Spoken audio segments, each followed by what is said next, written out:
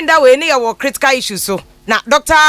Said Boachi asem o kan say free no Ghana for agi no yeswa na yetiri so ne sebise biaburu ya pampa so yemnam kai o Dr. Said Boachi say free kania free water any ade agi no yeso na yetiri so ne pampa so ne yagi no what you say into where the one why gini free and then the taxes abano and the taxi drivers be complaining drivers crying in general not just taxi drivers no more complaining about a friend say petrol na better so amana kwastro no aban so chese enyim say the covid buy ye say Ghana economy enye nti was so to me generating more revenue so say me no mienu into your taxes na nya their revenue no ebeba but the question is that Senator Dr. Said Boachi chemu no see free aban wonim say sika ni ho enti die enti na wo ye free bebre sa no me and me nkasa nche because me nya economists enya me na me ba be che Ghana economy mu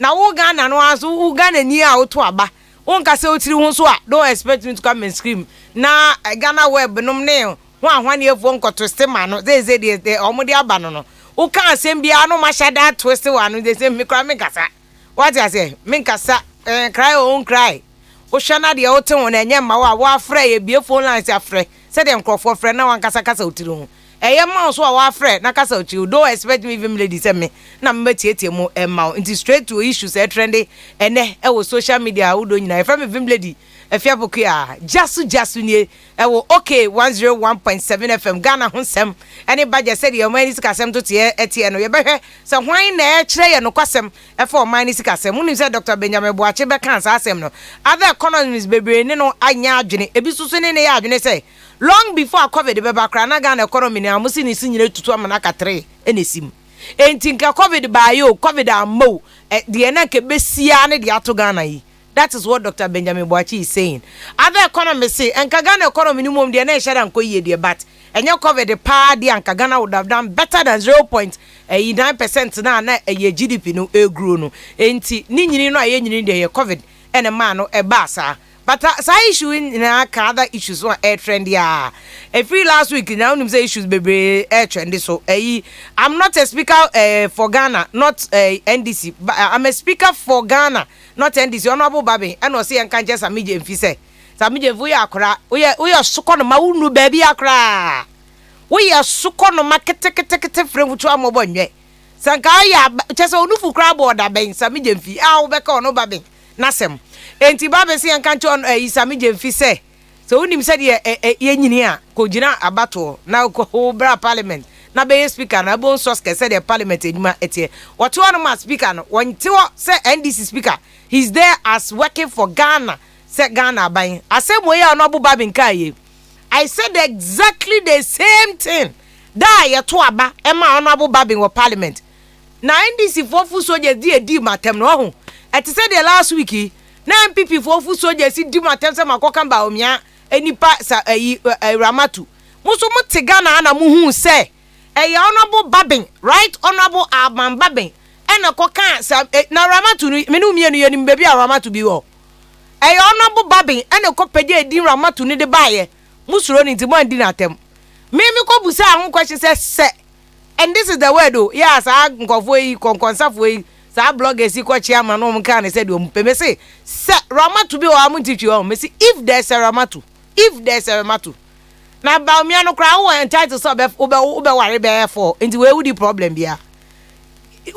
bia no ma chairman no Babi no okofa edi ni ba ye de aha mo anya ne hwe se musuro chese VIM de edi na tem don't worry obi amekoyen enti yanka na se na Babi de na Babi ya ka chem no say ento samije mfi na ento NDC full soldiers and obi a odi na tem say he is not in parliament as speaker of parliament for NDC he's there as speaker for Ghana Samira is my only wife Dr. Mahmoud Bawumia vice president and what trend is was saying you know be wiase Allah e de man one Samira sa Ramatu no Babi yakofa bande e Babi nkwa na enim yire kro sa ono Babi na ko ware man no wale o sa gambago so bunkulugu yonyo sa himfa no ko ware you know odi onim enti ane yenkobusa Babi say Ramatu na obobo bondi mprenu no ofri he that's what he's saying textbooks asema aba ma yenuanom everfo bebrebu afu no eno so na ka fo so omo approve yo tom nipa boni fo bi on pese o sesa Ghana history e na akofa abante say GYASO boss tougher punishment the mo pa after government introduced COVID-19 health levy 3 other levies say yeah the best fix the economy here at Cheme Sabotur kai na saying what the budget no ko 2 January say we na best fix Ghana economy na comfort economy moje to na fix Ghana economy I think Ghana can dey come the yo enke edu Dubai na dok me bo dok edu sa gode mo na me economists say etoa ye chia ne Ghana ha na fix Ghana economy a ka Ghana dan Dubai ki adane Singapore ki adane Malaysia maje to a mi motorway ye tema Accra tema motorway Ewurade Nyankopon that is a clear signal and evidence of the collapse the collapse a lack of integrity and honesty in the minds of yempeni for amona mo highways so seriously maje eto aje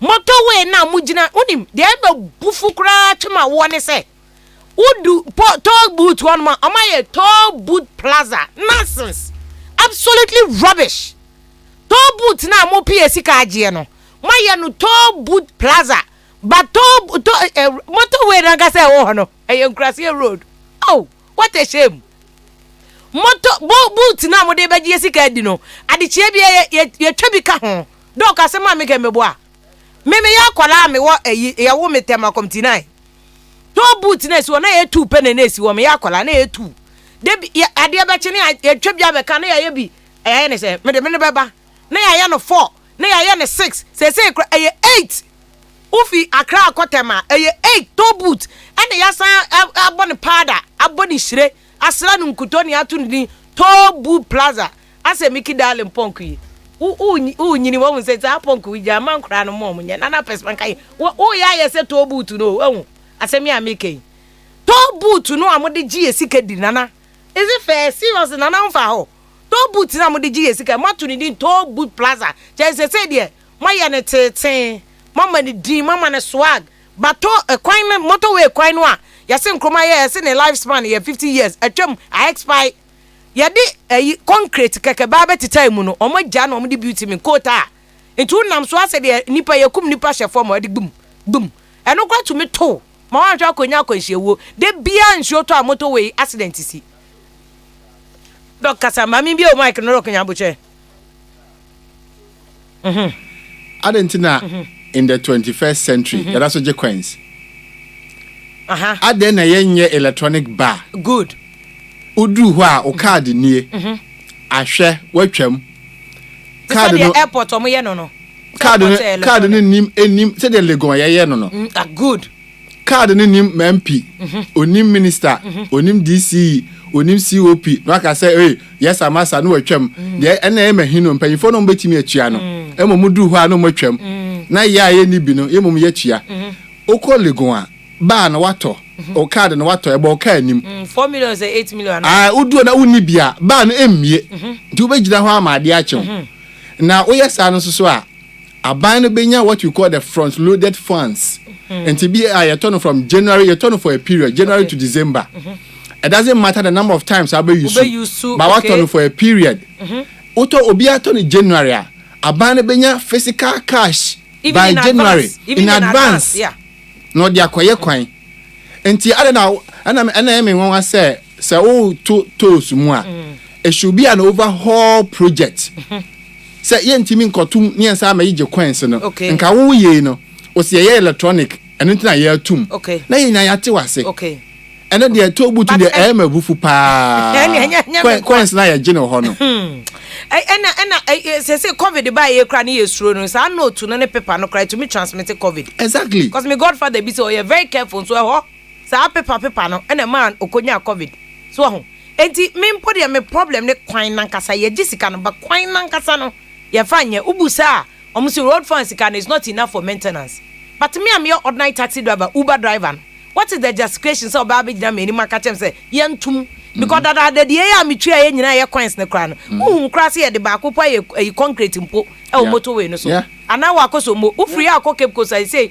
utwa na no me ni me foundation ye konkro ni biase wo central region ye to be 8 to ni ye twa ho uko kumati obetua be 12 or say 10 wo Kumase akoso mo he ya wo betua okọ Volta region wo betua saa de akwa kosi nse kwan ne nye eso kwan ne nye e ho mpo de Rollins de o ye e ho pe ene ye batu free Adomi bridge e ko Finte e ko Japan ayi okuje to black kwa hono mo ko Asikuma e ko Volta region wa hwe ye okopi hohoi wo kra wo benu ho se okopi hohoi e kwan ne nye enti ye sika no aden na ya ba be ye to boot no ba bi e sika no se plaza what the omo the glass kwa na ye window no kwa na ye wahi no e na bufu no omo te ye condition mu no omo gito no e the glass e na ahyehyɛ ho ba ye ne ye tue sika no use to motorway ne de motorway na ka se de bia su tutu potholes nko a motorway potholes was me hu bida ambulance ba kokra bi nsi motorway ne so accident isi a ukọ nipa sesa nipa te se mo bi na emom Ghana pa nti mpenifo na nkasa do kana wo be cheche budget me unless they do a very good job to explain to people because so far ye kwa abontin UTV ne other media houses na de eni makasa nyina obi ehun po se to eye ade eye ne kwan so I was here to meet you but ye break budget down na fe ye mremu na ye ne doctor edu owusu sakode e economics department University of Ghana Legon ene professors aka wo mo so abensa ne omo nyina ne politicians ebebem ombebem ofun so yera ato forcing ene mpanifo aka nyina ne ombe twetwe nkomo ne ahwe se de no so emu nsem nyina ati onim sa ma ye na adwen so de Japan sa babiewu oso de Japan sa babiewu ti Japan we go into wait and look at it ede ya ne ade a eyi wo Japan ho akyenkere aban opese osan edeba den minister o share chese our finance ministry redubo ahense o ma ye changes bebre wom di sika beba na se anya sa changes na Japan no o sika economy ni hia yenya it we need to those money very necessary so mo ye say the bas say Ghana economy no patch say fiscal space say the mo kam brofo no bibie nim chese ya mo se ye kwanim wa we ya say Ghana nipa nanka ye say ubi because we rush wa hospital ka preba kra ye de beto para ma kra no ye nya bi ma ho ti say mo hwa busia no an ye bebo e de akwa kosi ti busia for ye fast that ma special ice mineral water any this way chocolate drink do here any ensuo share memory free so be di echi wo Facebook ye okay 101.7 FM and our Facebook be sia yen e wo YouTube uko YouTube a ye ho sa YouTube no flow star but me afa ho na wo do question bia so amaye na yetumi akenka ni nyina me ka se menu anoma wo kpom barrier na ade e ko Volta region kwa so se fix kpom barrier road now a je se ni nyina wo se yero amakwata ahye wo mbo so mba be ye kwan na mo mu na so mo anye kwan na mo de a ene na asem be basa se wo mo kra bebre kofi a wo mo libido kra tumi wu san traffic nti asa no mako I'm just reading their message nyame me kan wo mo message wo mo de send me ha ani o sabute na edi kan nti wo se no wo be fix sa barrier road no e de ema wo mo in fact no so ya de anana do kra kan dada 2016 nim so oba abeye nti is in order say no mo kase anya ekumo nkofo ayi ebusiafo jasu ni mama doka kwaba enyumeba okay FM studio ha ya nua mechia etiefo nso nyina etiefo josupa wiki nya nsam kese na ya fam State of the Nation address and na budget no ni nyina so akwa koye nkonta figures ne economic growth akese to say GDP growth rate na fiscal space na hwan na den sa brofo nyo bia na ti ase Ghana for no mo de omo economy ni omo botom na de na president Kufuor ka se hwe asetenem na to aba hwe asetenem re nkoyi a nti sa budget ya aban de aba minority say we there 0 of 0 well if you give 30% of nothing it's still nothing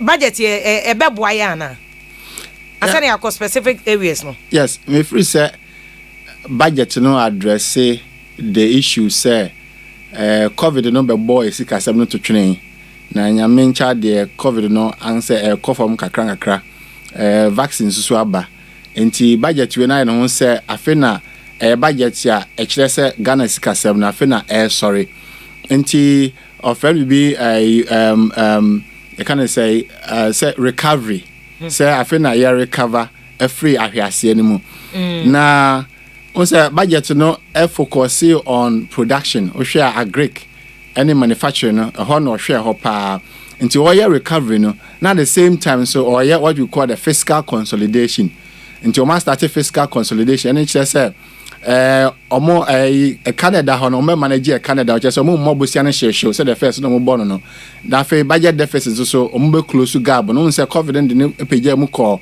11.4%. Ampo so omo de ba 9.5% na within the next 3 years no omo sa e de ba up back to 5%.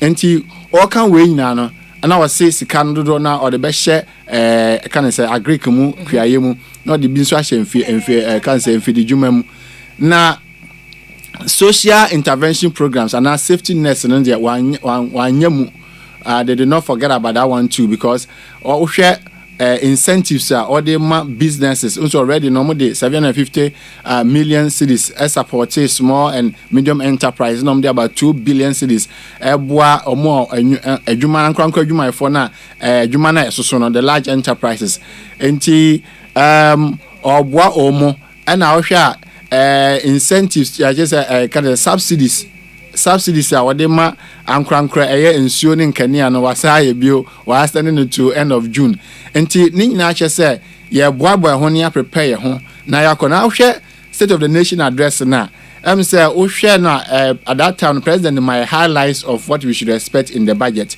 na at the critical stage no ade say Ghana fo nyina ka ho asem taxes no you sure say be specifics but memfa we ntwam on says okay fiscal consolidation domestic revenue mobilization so can say we fiscal we krom no e ka ho because e ka na da ho no so untimi mobosi ahyew nti o so fiscal no dodo no e wo krom e no de ya de pam no mo ya adwene ba me how no say ye fiscal e wo krom a adenti na enema bebre ho ada bia ye ka ho asem no wagya ni nyina ho now the new taxes nkwa na aba say wo ye nka wo ye no overhaul say revenue mobilization no ye so ha da bia ye ka property tax ye hunu o budget ni mu da bia ye ka tax exemptions ye hunu o budget ni mu da bia ye ka say state owned enterprises o mu abenya o musika ye hunu o budget ni mu even in fact digitization kra president kan ho asem in his sona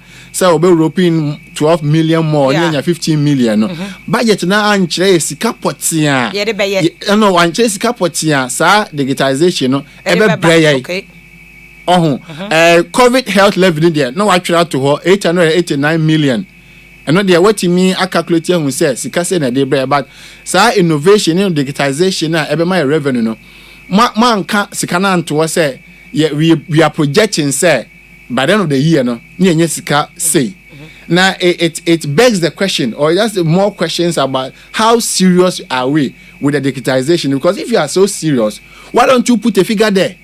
Say 3 million na ewono nye bia 100 enti be by the end of the year nye nipa 50 million no mu nyina o Ghana card na ebetime free 100 akobia 300 one fa figure bia anto ho enti eyade eye question enti masem ne say so when you abre pass o pesika wo manmu a ade na wagya other areas na the bia ye ka ho asem no now there new taxes no areas na ebe easy obenya taxes na free no because VAT there this any one koto ade oto ade pe obetua fuwa this one koto okoto pe obetua nti eno na ye me how kese say eye say wo se pesika wo manmu but other na nyoma na ya boso da bia no mo ahwe ho amagana for anyina hu se moni abre. Okay, but enko this issue about whether or not your friend saying budget here ekuta esisi a o say there's a bone of contention I done man so say enye COVID no a na ka Ghana economy ni betimi akone mpese ye hwe ona asane aba taxes na aba the baller tax COVID tax and a fuel there because fuel there na de oye ne aba kese pa nkofo kasa kan fuel a ebe ka bibia the structure of the economy hasn't changed significantly. The key word is significantly. Okay. It has not changed significantly. It hasn't changed significantly. And now, COVID, and not your brother that. In fact, we share debt service, or the total tax revenue, no, your brother hopa, a cana ye ni unsi hono, your brepa, and say, Anna, COVID, and so a boom.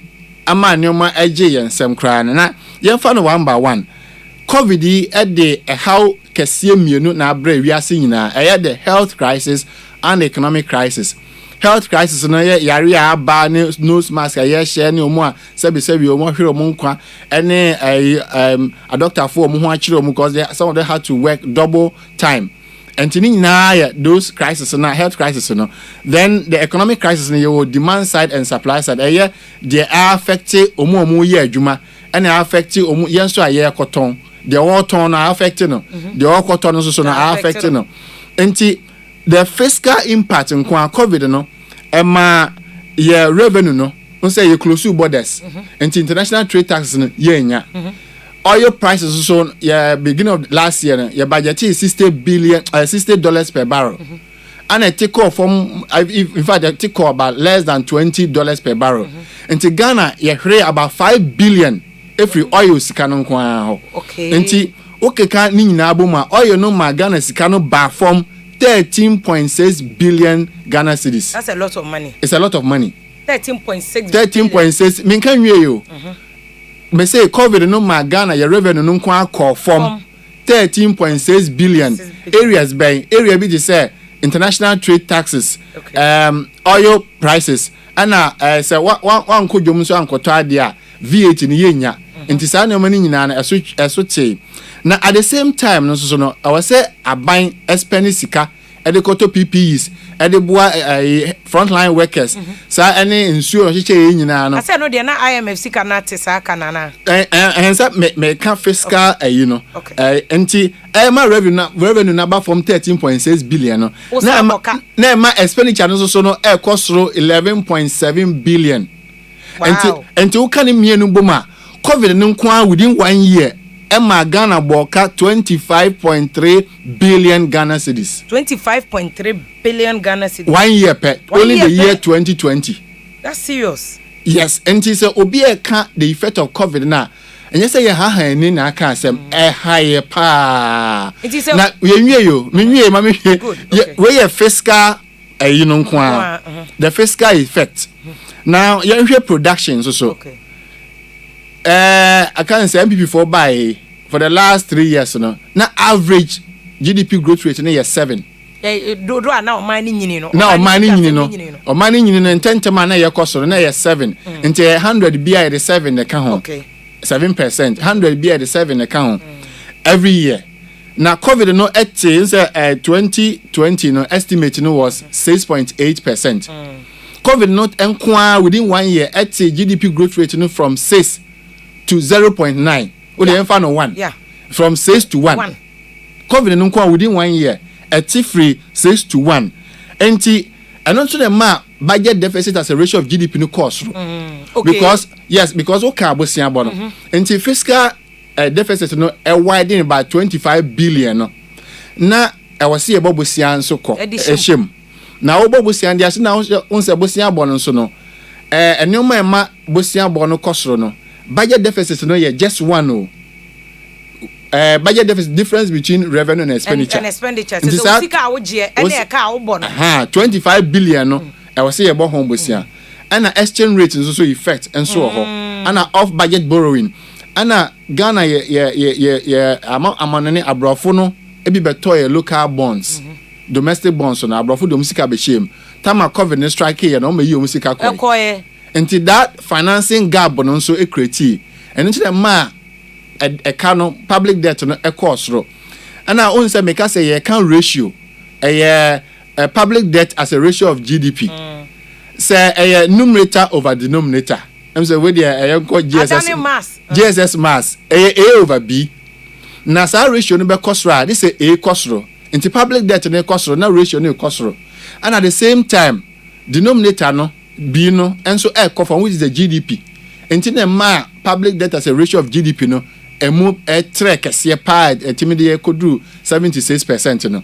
And I will share other a house so the discomfort of wearing masks, social distancing and all that nina how I COVID in the buy but sub you are not there can say ento so you can cost it because the we are cost and yes but when him say obu ho a yare no nchi na on time pie kram say ampanyin kra to your for say woni bibiye okroma mempie enti wompie no omfa trotro omfa taxi driver no so no onye ne sika Nti sa nneɛma nkete na yɛka ma ɛma the effect of the COVID no. Nti the simple answer to your question no, COVID ne deɛ ɛnya ade a obi ha hanani aka bibi.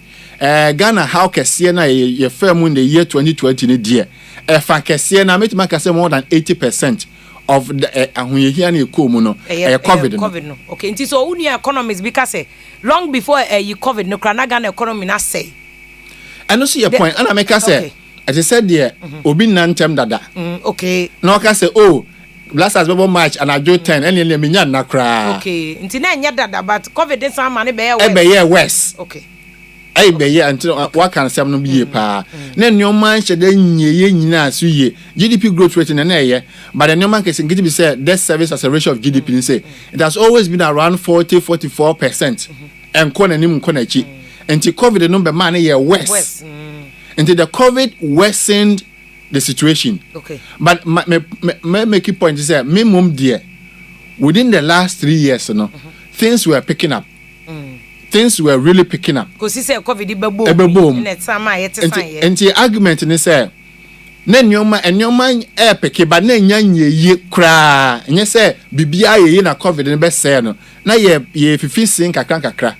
Ana COVID ne be dwiri de kakra na ya no so be dwiri ni nyina agu ye.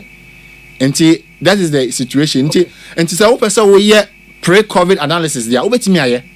Okay. Anybody at all can do a pre-COVID analysis to say COVID in my no crano. Na say COVID in my na carry that way 218 billion. So COVID in my na your debt service as a ratio of tax revenue more than 50%. Okay. COVID in my na nyoma bebre exchange rate no say na enya nyina ye. Na inflation so was tamed. COVID in my no still any pa adwuma. COVID in my na ye kwan ye. COVID in my no na chese ennyoma bebre no antoto yie said na yesi pe no but ye nyina nso nim say COVID no ebe se ennyoma pa enti within the year let's discuss it in perspective. Within the year of the year 2020 no the COVID worsened the situation for us and nobody can downplay the effect of COVID. Where they say over 1.7 2 years in the year 2020 assume assume na drew no but you got taxes no so because taxi driver for teacher for ordinary person power for no ne edwom for mo ekwa agbogbulo shi do me market ni ade no o fa taxi ya ka say obi ti uber mu no otie na so ya she pa because ni sika kakra nka ode fro car no anke bi o calculate ni nyina 4 cedis se ya tumu ni sika ode be fro car no be koso akodu be 5 cedis nti ate na aduane sika obedie no eso is it the best way o de cheche mu taxes no se 3 major taxes me bo bola de no COVID de no na car de petrol de ya levies too o hwe ni nyina so come back to affect transportation no good fuel no ba affect toll no ba affect ana VAT no de ade bi abeto bia ye utua VAT bia de se ne on pese obeto so on pese obetua de me nkoto hwe ana nkofo bebre nkra adwene nye om ntia ase se omutua VAT ni bi omadwe om se bia ukọ store kesie mu ana utua all boys no moton yi niam o ka kwan om kofa no me okom no ne ade Shoprite ni ade omutua VAT ho dada no wa pass cost no onto the unit cost na wo to no traffic mu no nti ne VAT wo ntu so watua dada wo to dia watua wo to mobile phone wo to watch de obeto bia watua enye shop akese nko a na ko na ye economist taxes 4 year abai enye aho kire na de beba onibiefo enipa na etua taxes 2016 up to ene no de ahene ye de aka ho anti ye gi o ana we no will spread the tax network said they are mo come bro for no nti ye ho nkire we nya widen the tax net tax net the bia de etua na widen the tax net in there na ye ka say am say ye be share program na say me bobo no ma bre so when you brace up so jiska wo man mu a property tax ho wan ka ho asem tax exemptions bill and that's what the parliament is here me no ka say 3 billion this year 3 billion tax rebate man can one say dey o taxes chair o mo nko yes 3 billion last year 2 billion last year 2 billion this year 3 this year ye ndu baby say a budget for the year 3 billion yes sika e dey be chenkofo yes taxes e dey be check yes and no dey one can one asem And you say when you break say mpacho cheche mu ada na was the tax che. Yes, say a tax exemptions young go bo ho a ya exempt to omo from paying tax e bia e pese e boa omo aban pese omo boa omo e kwan bi so.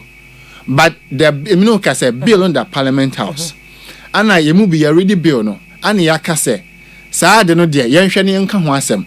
Say the government loses so much on tax exemptions. Tax exemptions no kwa betimi finance free SHS. Hey, doc, where the yes, tax exemptions no kwa no e betimi finance free SHS. Tax exemptions no yes. Ada na yanka ho asem e o budget nim. Na e bia na chairman sabon so enyo no ye substantive minister ti bia na onim.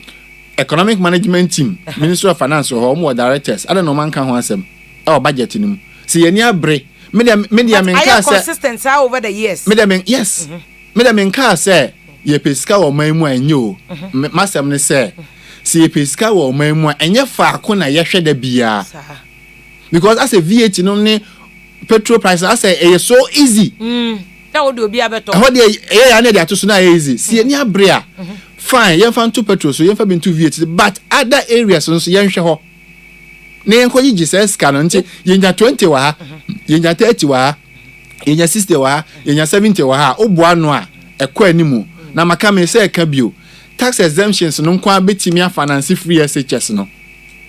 Hey, that is my biggest takeaway and tax na ye de chen crofo nko an say. Yes. And most of them so say a escafo companies ya na say omo. Obu ho ani ama no 10 years. Obu ani ama no 10 years e mo ntua tax. I say me MPS e whatever ye mo tax exemption. Yes. Companies akese ye omo ba no buidam ne ade obe na ama no tax ono owo bi na obetime atua no. Ne ama no tax exemption. Na hiafo na ote Makola market. Yes. Ote Alogboshi. Yes. Taxi driver no. Ne abeju income tax, ne aju we, ne aju VAT. Enti matikra say abampanyufo bi me ni evidence but na mate say abampanyufo bi enjoy this tax exemptions as kafo no betimi atua no. Oh eno de MPs ni bi mo ni enjoy this tax exemptions na because ebia mpanyufo na omo enjoy nti no omo nka ho asem. And that's always been my worry. Onim say indirect tax in this country is regressive. Because I be a regressive I just say ha ehiafo chance kafo. Enti tax na wo de ba no ha ehiafo a chance kafo. Nti we say petrol de ne yes. Indirect tax. Yes. Yeah, the burden will be more on the poor than the rich. And nti but mamen kan ho say eno nti na aban no so aye hihye o budget mu say obebo ahiafo because ensuo ni nkane an still a otuaka nti eno de yenkan to ato say onim say ebe ha ahiafo a chance kafo nti no what the subsidies no still a why sending into June and tax no so share tax na or the to consumption so one found to production so okay maybe there before say be budget no na mani na say the tax for beba na wonim say the tax for kra beba ma projected that one so da ye kra hunu da ma projected that because ma say me nyina ne say sika sem na hwe ase afa na ye nyina sorry and the tax no beba next year dia fine but this year no say mama justification say abana says ka bebre watoto we and I'm say okay Matthias here adentina ode ba no one for other areas na nkebenya sika no anso anka ho. That is my point. If you are making the argument say abani here sika me say Matthias here na adentina abani here sika no one hwehwe other areas na obenya sika na free ho na one pe bia anka ho. Now another issue nso ne say me say order to consumption so found to production so just say wo hwe companies na e wo Ghana especially eno de yemu abana baso especially omo hotel tourism ni yi na omo sika sem go form no eno de we de yemu abana baso wa boa omo pa omo incentive just say omo nkoso na omo produce nyoma na obesi na hotel no ho na ekodem ana me say eye adwumayefo no nti 30% tax income no income tax no aban say instead of say obetua amano no onfa nkotua na adwumayefo ka na obia ho nto ne wo honum nti eye pass one tax na anko companies ne so because at the end of the day nka companies no will pass it on to us na nka how na ba bebre nti me conclusion is say taxes no ubisa say e dey how beba yeah can be say nkofo say I think so opposition me move party be dey say e dey how kese e na beto o man so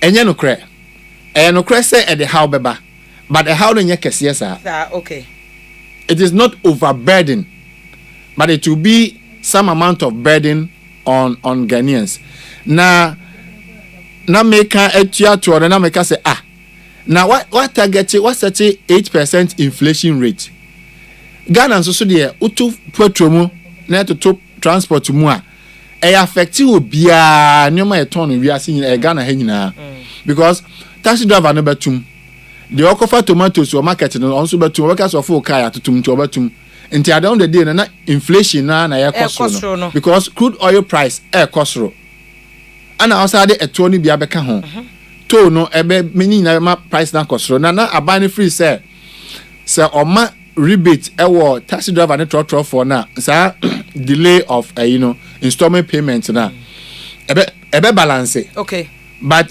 the man who Ghana and say Ghana ha prices are sticky downwards just say utuma obi amfiu na otiso obi amfiu ba utumu dia obi abefiu otiso obi amfiu utumu dia na obi dia mika na respond enti any transport union for na was aban no mukasa say ya mamo rebate in your income payment installment enti mamo mfa how kese na anase mamo ntomu fair mu too much because aban no support me with the rebate okay enti how much I want to first no so no it is still on the negotiation table enti yentwe how aban no mu be sa negotiation no yehunu how first no ebe enti me sure say aban no or yade with the production side and say one ha companies in be now or in fact or man be mu cry incentives say 30% of income tax untua nti ho ne de but no so now a minority for because say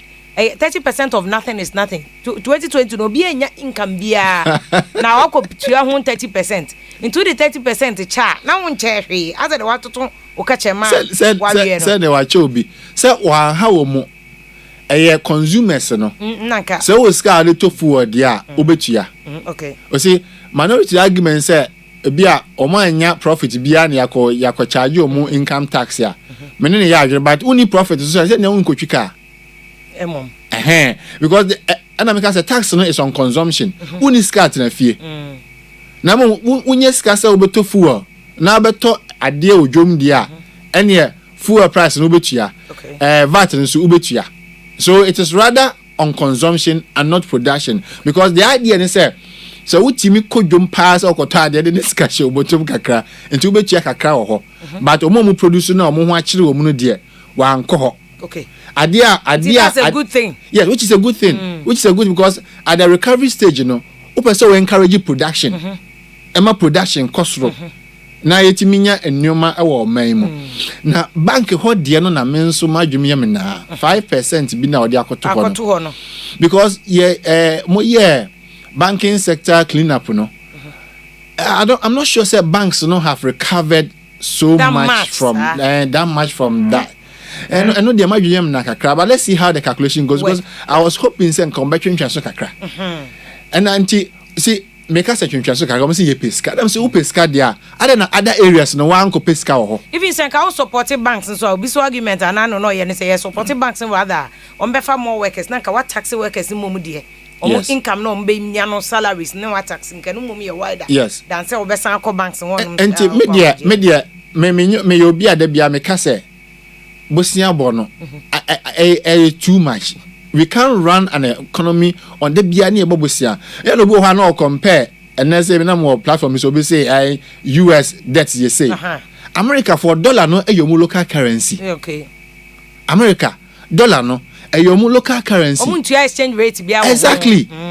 Now between 2006 and 2019 me year research no exchange rate no kwa bo Ghana ka 60 billion Ghana cedis. But 2006 and 2019 exchange rate no bo Ghana kankwa 60 billion Ghana cedis obi anko bo bosia na oba bia exchange rate no kwa enti we do to America ho ayedai don't go to America why day. And I don't want my big a year. I can see me for yes. First one is a car COVID my boy, which is 25.3 billion Ghana cedis. The fiscal impact. Just in 1 year. Just in 1 year. And no cry just fiscal impact. GDP credit and teaming calculate.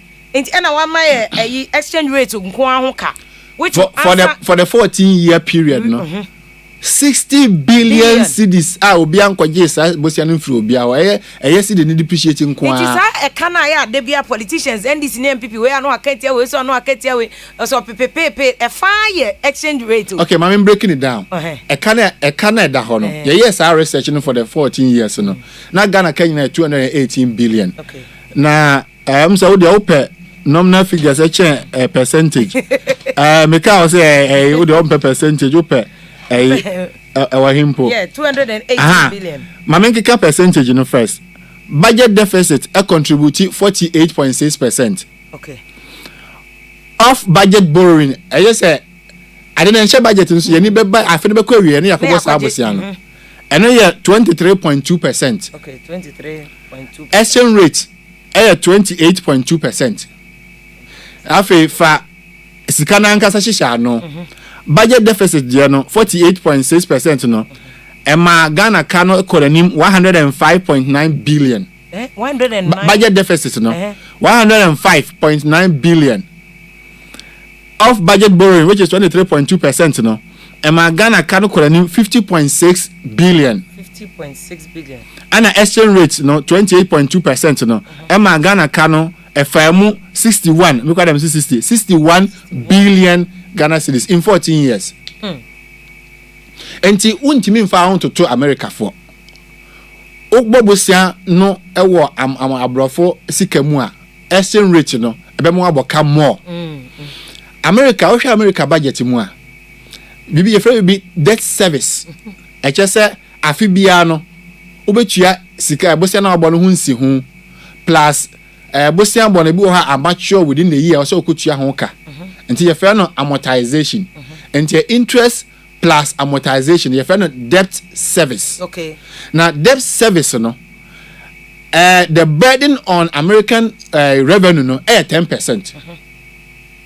The burden on America's revenue no 10%. Because I'm saying Ghana for over 50%. Over 50%.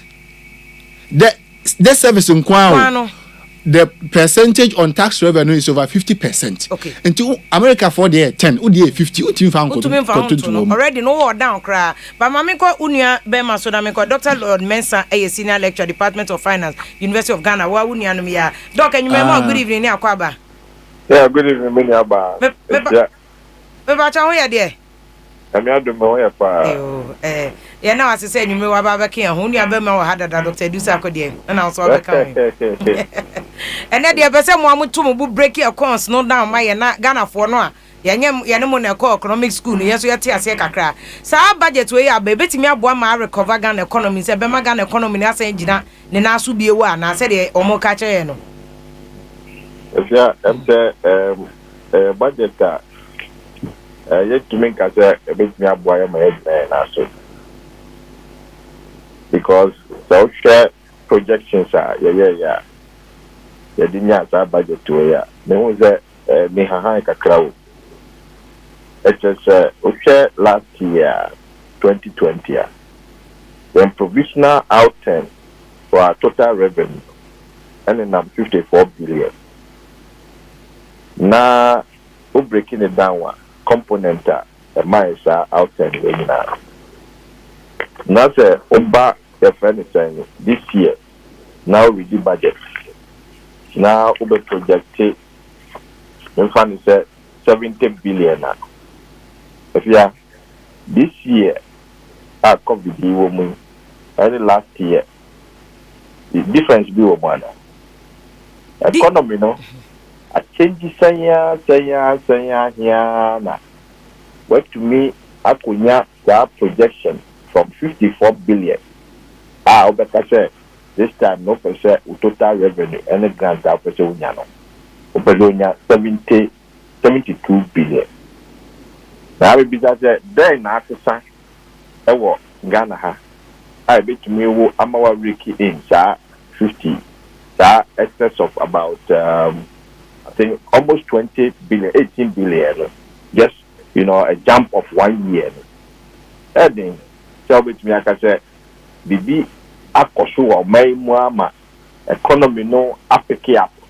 I'm away to me, Ababonte with such an optimistic projection. Said na Canadians were only expenditure. No, I mean, last year expenditure, numbers provisional outcome when it comes to our expenditure side of the budget now. It's about 100 billion. Now, I feel because your project is especially raising that, your friend is saying, 72 billion. Your spending 113 billion. We are not even sure. Say, and Sabeka says, no. Nothing last year, the Sakai and a member boss. Okay. Any Sika you spend here, and I make some including COVID near the other. So Kabum. Now, must have projections now. Obisa won't say any fun I hear Kopesika near the Abayeta, a year friend is financing gap here, which is over 41 billion. And then to see COVID and some are baying. And say, my mind will be actually chrome. Now, to media grow, to media, I wouldn't mind. It is a Ucho Chromodia. Now, show Croy, next way, I say, and the wow fee now if you need just get the anyhow. Now, said you know, so I know how when you say, Opeso sit down, Opeso sit down, Opeso sit down. I have this year our couple. One couple of the over start your tongue or your normal, and as all man normal. What media resist. Now, I don't now falling back to us as Ghanaians. You see, and according to if the government has come up with these projections, just to create that big deficit, no, to ensure what critics that economic activity, no, amaya. And who will bear the brand? You see, as a mama, I will be looking inward. That is what I you share taxes near the other. Now, about the taxes, now, I feel here, we have banking sector. The friend said, no, I'm going to pay corporate tax rate near 25%. And the other 5% are account. They acquire 30%. The banking sector is, unless the government knows something about the banks, I will share a more asset side of the banking sector now. Chunk of them no investment in what treasury bills.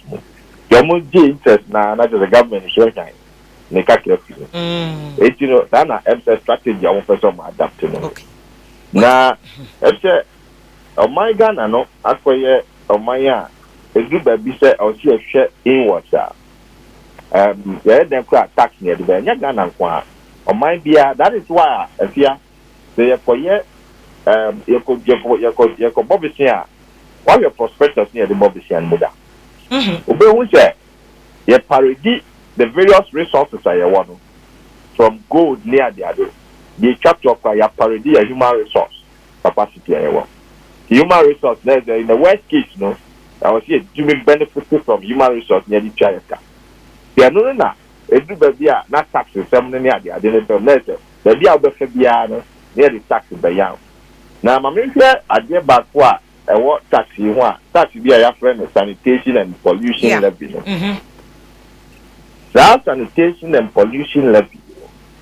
According to a prohibition tax concept, I use to economics no finance mo say titinu nanka nsama wo ho no na wo a obatu muragu no e fitire no ona nsama no ba mo chew na mo do akokot no akotuaka na nei no akwai so bi eye ni mura ato no ba bi na me ameti ho na me koto me petrol no me na wo se me tuaka fa so dey bi so because tax fa so bi eni so problem of sanitation what country more power plastics plastics are a minute or minor, and no yet fuel accept. So if you also make pollution near the idea million, I don't know you can introduce that on roadway near the idea. But no question what issue. So at the end of the day, what friend of sanitation and pollution tax. But meanwhile, the source of income I would be generated for a way no. Oh, you know pump petrol pump which goes for only the pollution side. But what about the sanitation side? And as because we just can't pump nano, Ejako clinic room in sanitation and pollution if you're 100 years, your issue can come. But what would you have suggested, Doc? Senka, I would have suggested the target one about plastic companies produce plastics now. Okay. And what my muhano? I'm produce plastic, but they are not investing in any recycling mechanism via my end. Okay. Those are the ones that we need to target. If you're 100, maybe what problem? There, I didn't know me. I make come a car. Over fine, open taxing pollution. What about the sanitation? It's I'm the taxes no but the targets no. I'm say do baby na ato chimakakra. And I am roads so roads na that's be a to road to na e kosoro no okay. And me now measures to make sure that 72 billion here to me register can. Oh, okay. They are all measures. I say the dog government is being smart. Abaya obeti me raise revenue there. Because that has been our problem. If it is at the end of the day, what to me, as a person raising 72 billion, yeah. And also all the measures are over our revenue. Okay. And there are so many measures that they put in place to say how to 10 numbers. You can see how many you use GUIN, Ghana Unique Identification Number, which is on your Ghana card also. Okay. Which in a way to rope in so many people into the tax net. Okay. That is one of the measures being put in place. So they about how money I indicated she can't person spending. But they put up measures in place and those measures are coming to choke Ghanaians. And if you have the last year, so call your friend saying, call online. I said it, sir. Whatever we are enjoying free beach near the Adina, COVID, the more electricity free, then free. All these things you will pay it back in a short time. Oh, definitely you have to pay. What you say? It's this year, no, acquire the road to here, you did to a year, my street. Road to there, if you are me, if I better set up road to, I defeat the association. Maybe a weapon, maybe a project, maybe a person, okay, in the cost about. Now, road near, no, no, if you are near, how many volumes of cars, traffic are in our fashion? Am I to me? They say a chair who carry an iron chair. What me are being increased? What me are being increased? No, now some are more road. No, when we say that price now, that price needs to mean to have road to the car in a 20 years time, and not in the next 16 years. Now, fair now, after the Awucha now finding me, she get a church of forming as a quiz can do a person Gibua. To me, nobody road to a very good feasibility studies. Out of the feasibility studies, you should be able to tell us how long it would take a particular road to pay for itself. If you say your business plan, the Mamoto will say 50 years, about now, a career. The first day, Benyano, the person maintaining the person told you. Also pay maintenance costs. Now divided by number of traffic near the volumes of traffic. So I want to make traffic 6%. But as we speak now, there, those monies that have been called for road to when it's a base diversity at the forefront. Exactly what the road maintenance that we talk about. But dog, is it not the normal you say you told no crano and to me for the cost of your maintenance? That one, we leave it for the technocrats. Okay. We aim to mean before I can say I will determine number of years. Okay. So 50 years, I will give me 50%. That is the agreement. Okay. Now it depends on the Bobisian so free. The Bobisian near the mouth, the Venice, and I buy chicken we fear. And now, what is it? Analysis no will be there. In the next 20 years, also road way to the car. You who be bisa. Okay. Me mom dey me who be bisa auntie. But my who one of the baby I will be totally road. You know road let you no carry. Okay. Every quiet you no carry because the maintenance can to me. But said dog we aware say road to no mo je mo di kogu pool mo. Pool no ni road fund no. Road fund no mo dey akwan bia bi. Enye specific road nko a. Afia. Doc. And then the road allocation and the road appropriations in this country has a problem. I can show you some roads. They take in us, you know. The whole why this reason I got to media so I can make me a road committee. Yeah, because of this overlay, asphalt overlay, no. So those are the problems we have in this country. We do roads not for economic purpose. We send the road to places where big men live. Yeah, say it's legal. Necessary. And for then I was the road Nangala de Mayeno. But that road fund money yana, you tap it into for that purpose. So those are the problems I have. With all these things in there, Nyadi abeti miama economy na say page boom ejina ne na so say the American story na che. And Kenya and no yes that time I also introduce taxes. At this time, okay. Because all my incentives. Now, bank of Africa we already ye who say abaya boka over 25.3 billion. If you are with car, now share economy, no the structure. Last year, to me, spent 100 billion. Now, we out in terms of revenue, 54 billion. Why won't you set the same target for this year? Oh, okay. So that you know that you are close to reality. Because you don't have money. That is why we've been talking about cut your coat according to your size. Be moderate when it comes to your spending. Be moderate on your revenue target. Budget in Chester, no Chester, Chinsencha, Beha, when he be numbers like a cacato. Now you for free, I won't come up with interest rate is started choking and the other. Okay. Okay. Mamina as a dog because a very important point now ode abemu which is that we no end to mean peja economy no because in Kaban person or objective biaso ode be peja economy na e ko so che bi and no see another because already che bi nyina no the debt to GDP ratio no so be cost rule they say ye can no so kwa na e cost rule yeah e ko for cry argument e drew epic status that and ni nyina ode che because one na who complaining about incentives na ye no na no before elections nsuo kane ane ade say no ene ye twa kayo no bia one team in kayo okay ene mpacho o meche bio mpacho na echiremu ye they make can say so share budget out term last year o revenue unya 54 billion this year last year no na covid wom this year so the same last year na we expenditure including COVID near the other, no, 100 billion. I didn't think I won't maintain the same target now. Now won't keep the momentum. So that when things start opening up, you'll be overly optimistic and be projecting as you want. Okay. The one I made me what problem. No? Okay. Doc, my two points na as because if you negative crown here badada, inti usanko the bro sa na say.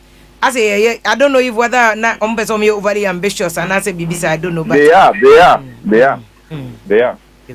Doc, my no was you may mo pass was a wadaje.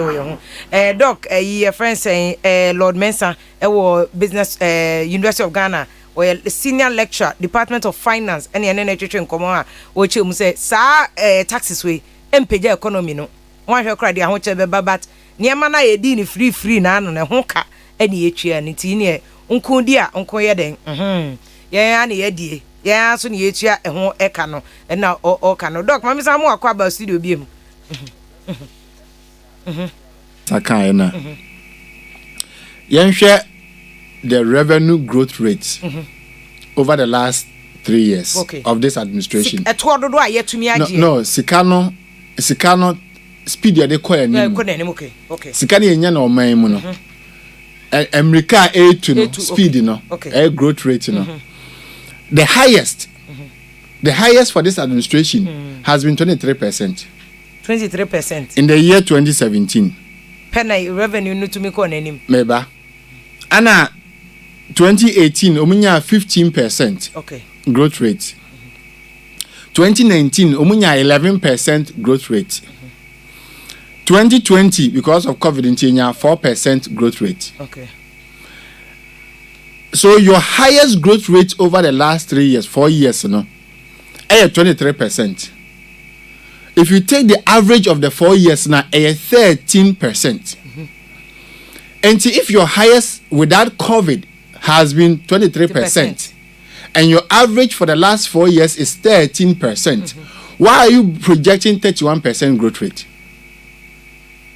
And only asema Lord Bensa eka ho asem. But no, also because of these new taxes in Tino Mokase any e hwa petrol dey benyis kase. We so benyis kase. So the point Lord Bensa has made ni say economy no assistant say nko a for you to make this 31% projection. Only say omo ba aban 2017 omo ye the same thing. Omo projecting revenue, omo first budget. Omo projecting revenue between from 2016 to 2017 omo projecting 33%. Sikadodo ometo a ombeje nko a nanim growth rate. But they ended up getting 23%. Enti me masem ne say COVID ababe haye. Open so your revenue projections here. If you want to take your highest performance 23%, why are you going 31%? Unrealistic crime. Which is even your highest performance. Your highest was 23. 23%. With COVID, the COVID is yenye. Ebi susu ana bia minister yare ni nti no bia na numbers. Because bia one numbers. Because the okay me kra me economics no. It seems very reasonable to me say na me ko dwom na me koton me ntos ana me board ye. Ana kra no ope maaye. Na dwom bia afahye wo ho dwuma bibia akoso kama kra minya 23 cedis ya. Na eda ope aba a nkofo nhyeda nto ade nkofo kunu ma dwuma se me ade. Na mesi menya 31 na me ano dey na me gina so aka ne sa. Nti we use the highest growth rate of 23% now. Omubenya 67 billion instead of 72 billion by the close of the year. Okay. We use the average for the last 4 years and so on. 13% now. Omubenya 62 billion instead of 72 billion. Into the end. Okay. Say afenun query you be from you be ha. Okay. Which means project bebre aban aka so be yanko o hwe kwan se ne se be ka ontonable. Unless say ordinary to Sino-Hydro so which is $2 billion. And into no year of rules in the beer, next caneba. Na Sino-Hydro no ka we sure say beba. E bia na eba say yenim negotiations. Na wonim wo ka negotiation team no ho. Men ka ho de na say beba nka badada. E bia na eno enam kwan so ba. Okay. E bi nsusu a na ne kan say ebosia na okobo ho ekobo bosia no Eurobond market no. So be borrow up to 5 billion. Also discover because we use 3.5 to service debt, to manage debt.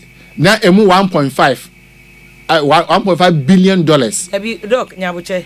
Saf Eurobond e kwaje 5 billion no kwa. Yes. Ya de emu 3.5 kotuaka. Kotuaka say e ka na da ho ebi e ka na da ho no ebi mra so say we see kotua ayefe na amortization no. Enti this year I was see a chia a cana da hona emra so said this year, 15 billion. I see a kutia. I was see a kutia. And to share what the exchange rate in share pepe until 3.5 times the exchange rate of 6 or 5.7. It will take you to the 15 billion na some na year cano. Hey. Until you the $3.5 billion. Kutia cana as so said the mature debt no. Now emu 1.5 no to support the budget.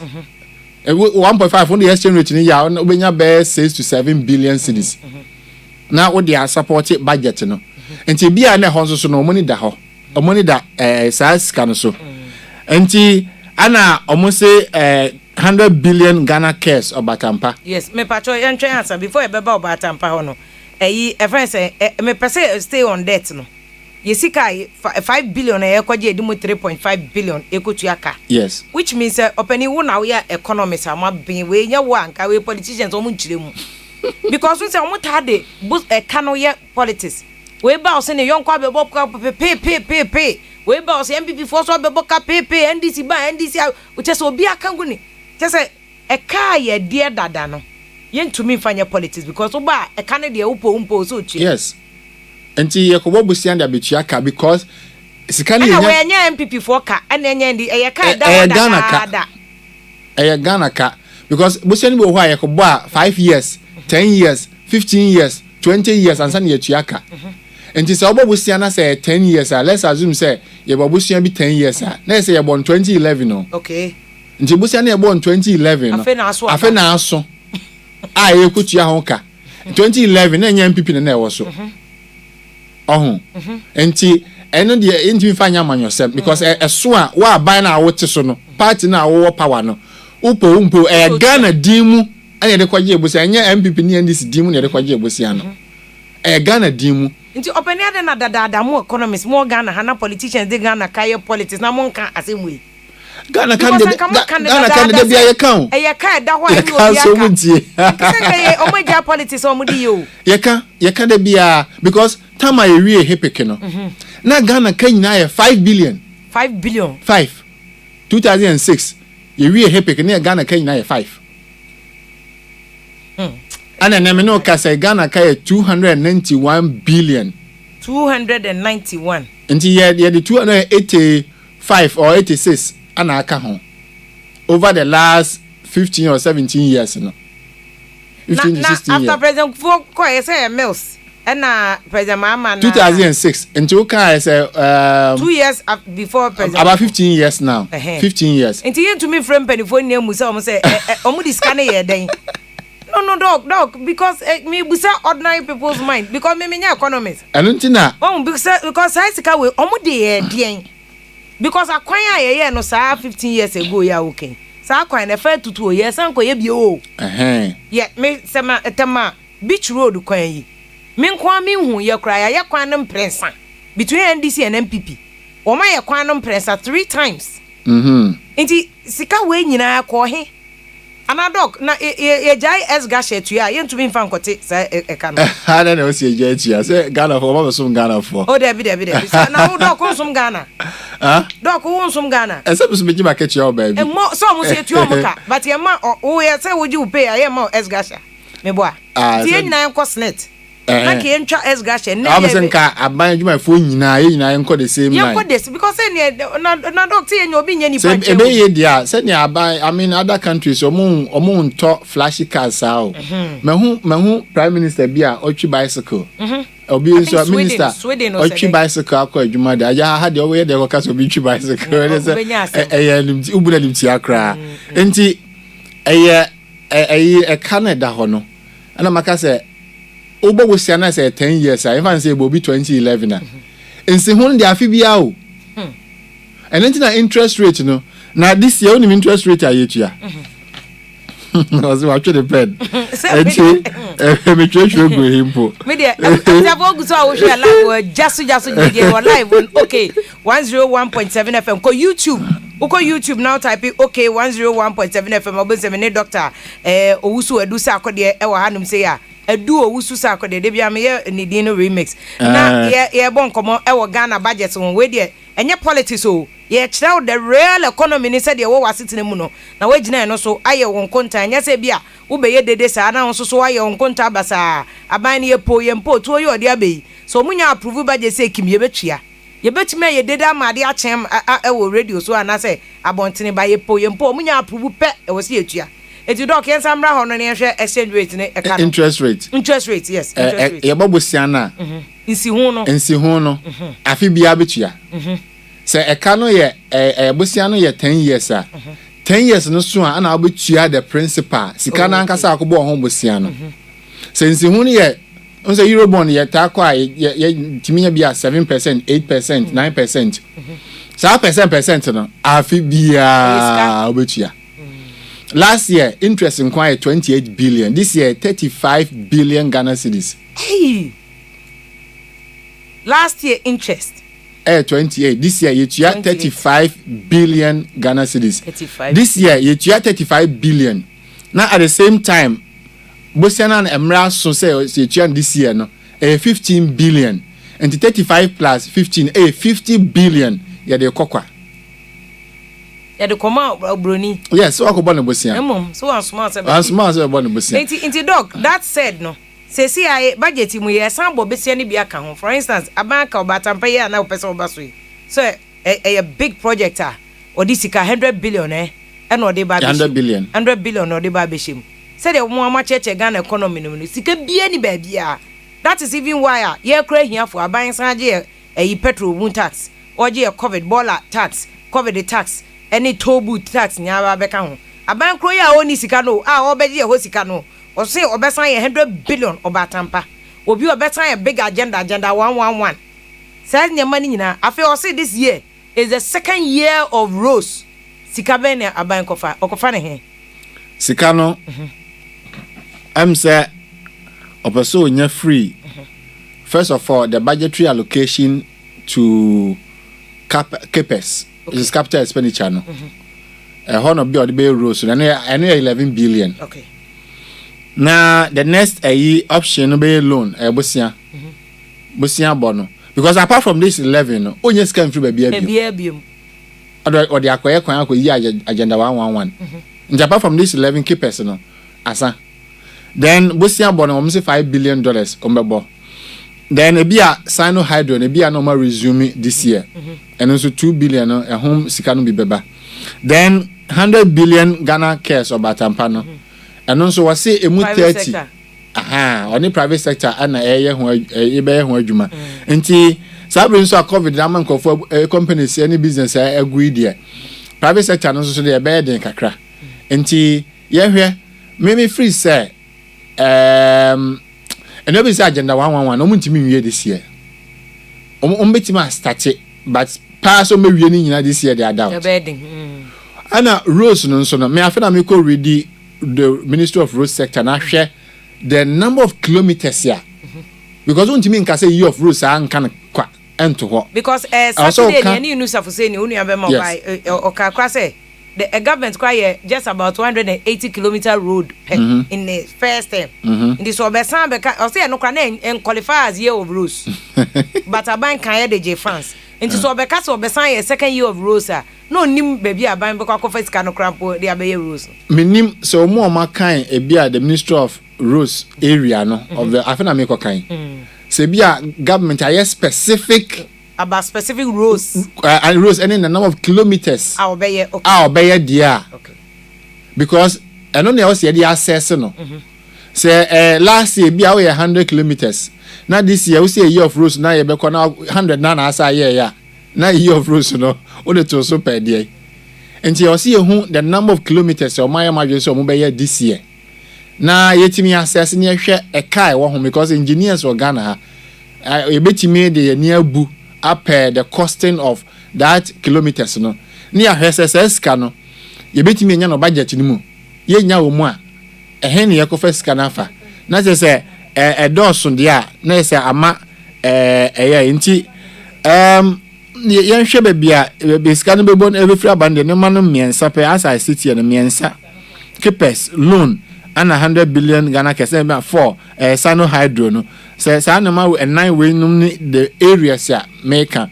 the last UTV so you can say the extractive sector mining yeah yenya isika uhwe the last 3 years no Ghana your GDP growth rate no 44% and a free extractive sector growth rate no nya GDP no GDP no America 8 no emu almost efa na nkasa free gold manganese bauxite no mu na epia ye growth no na omu contribution to revenue so ye less than 10%. I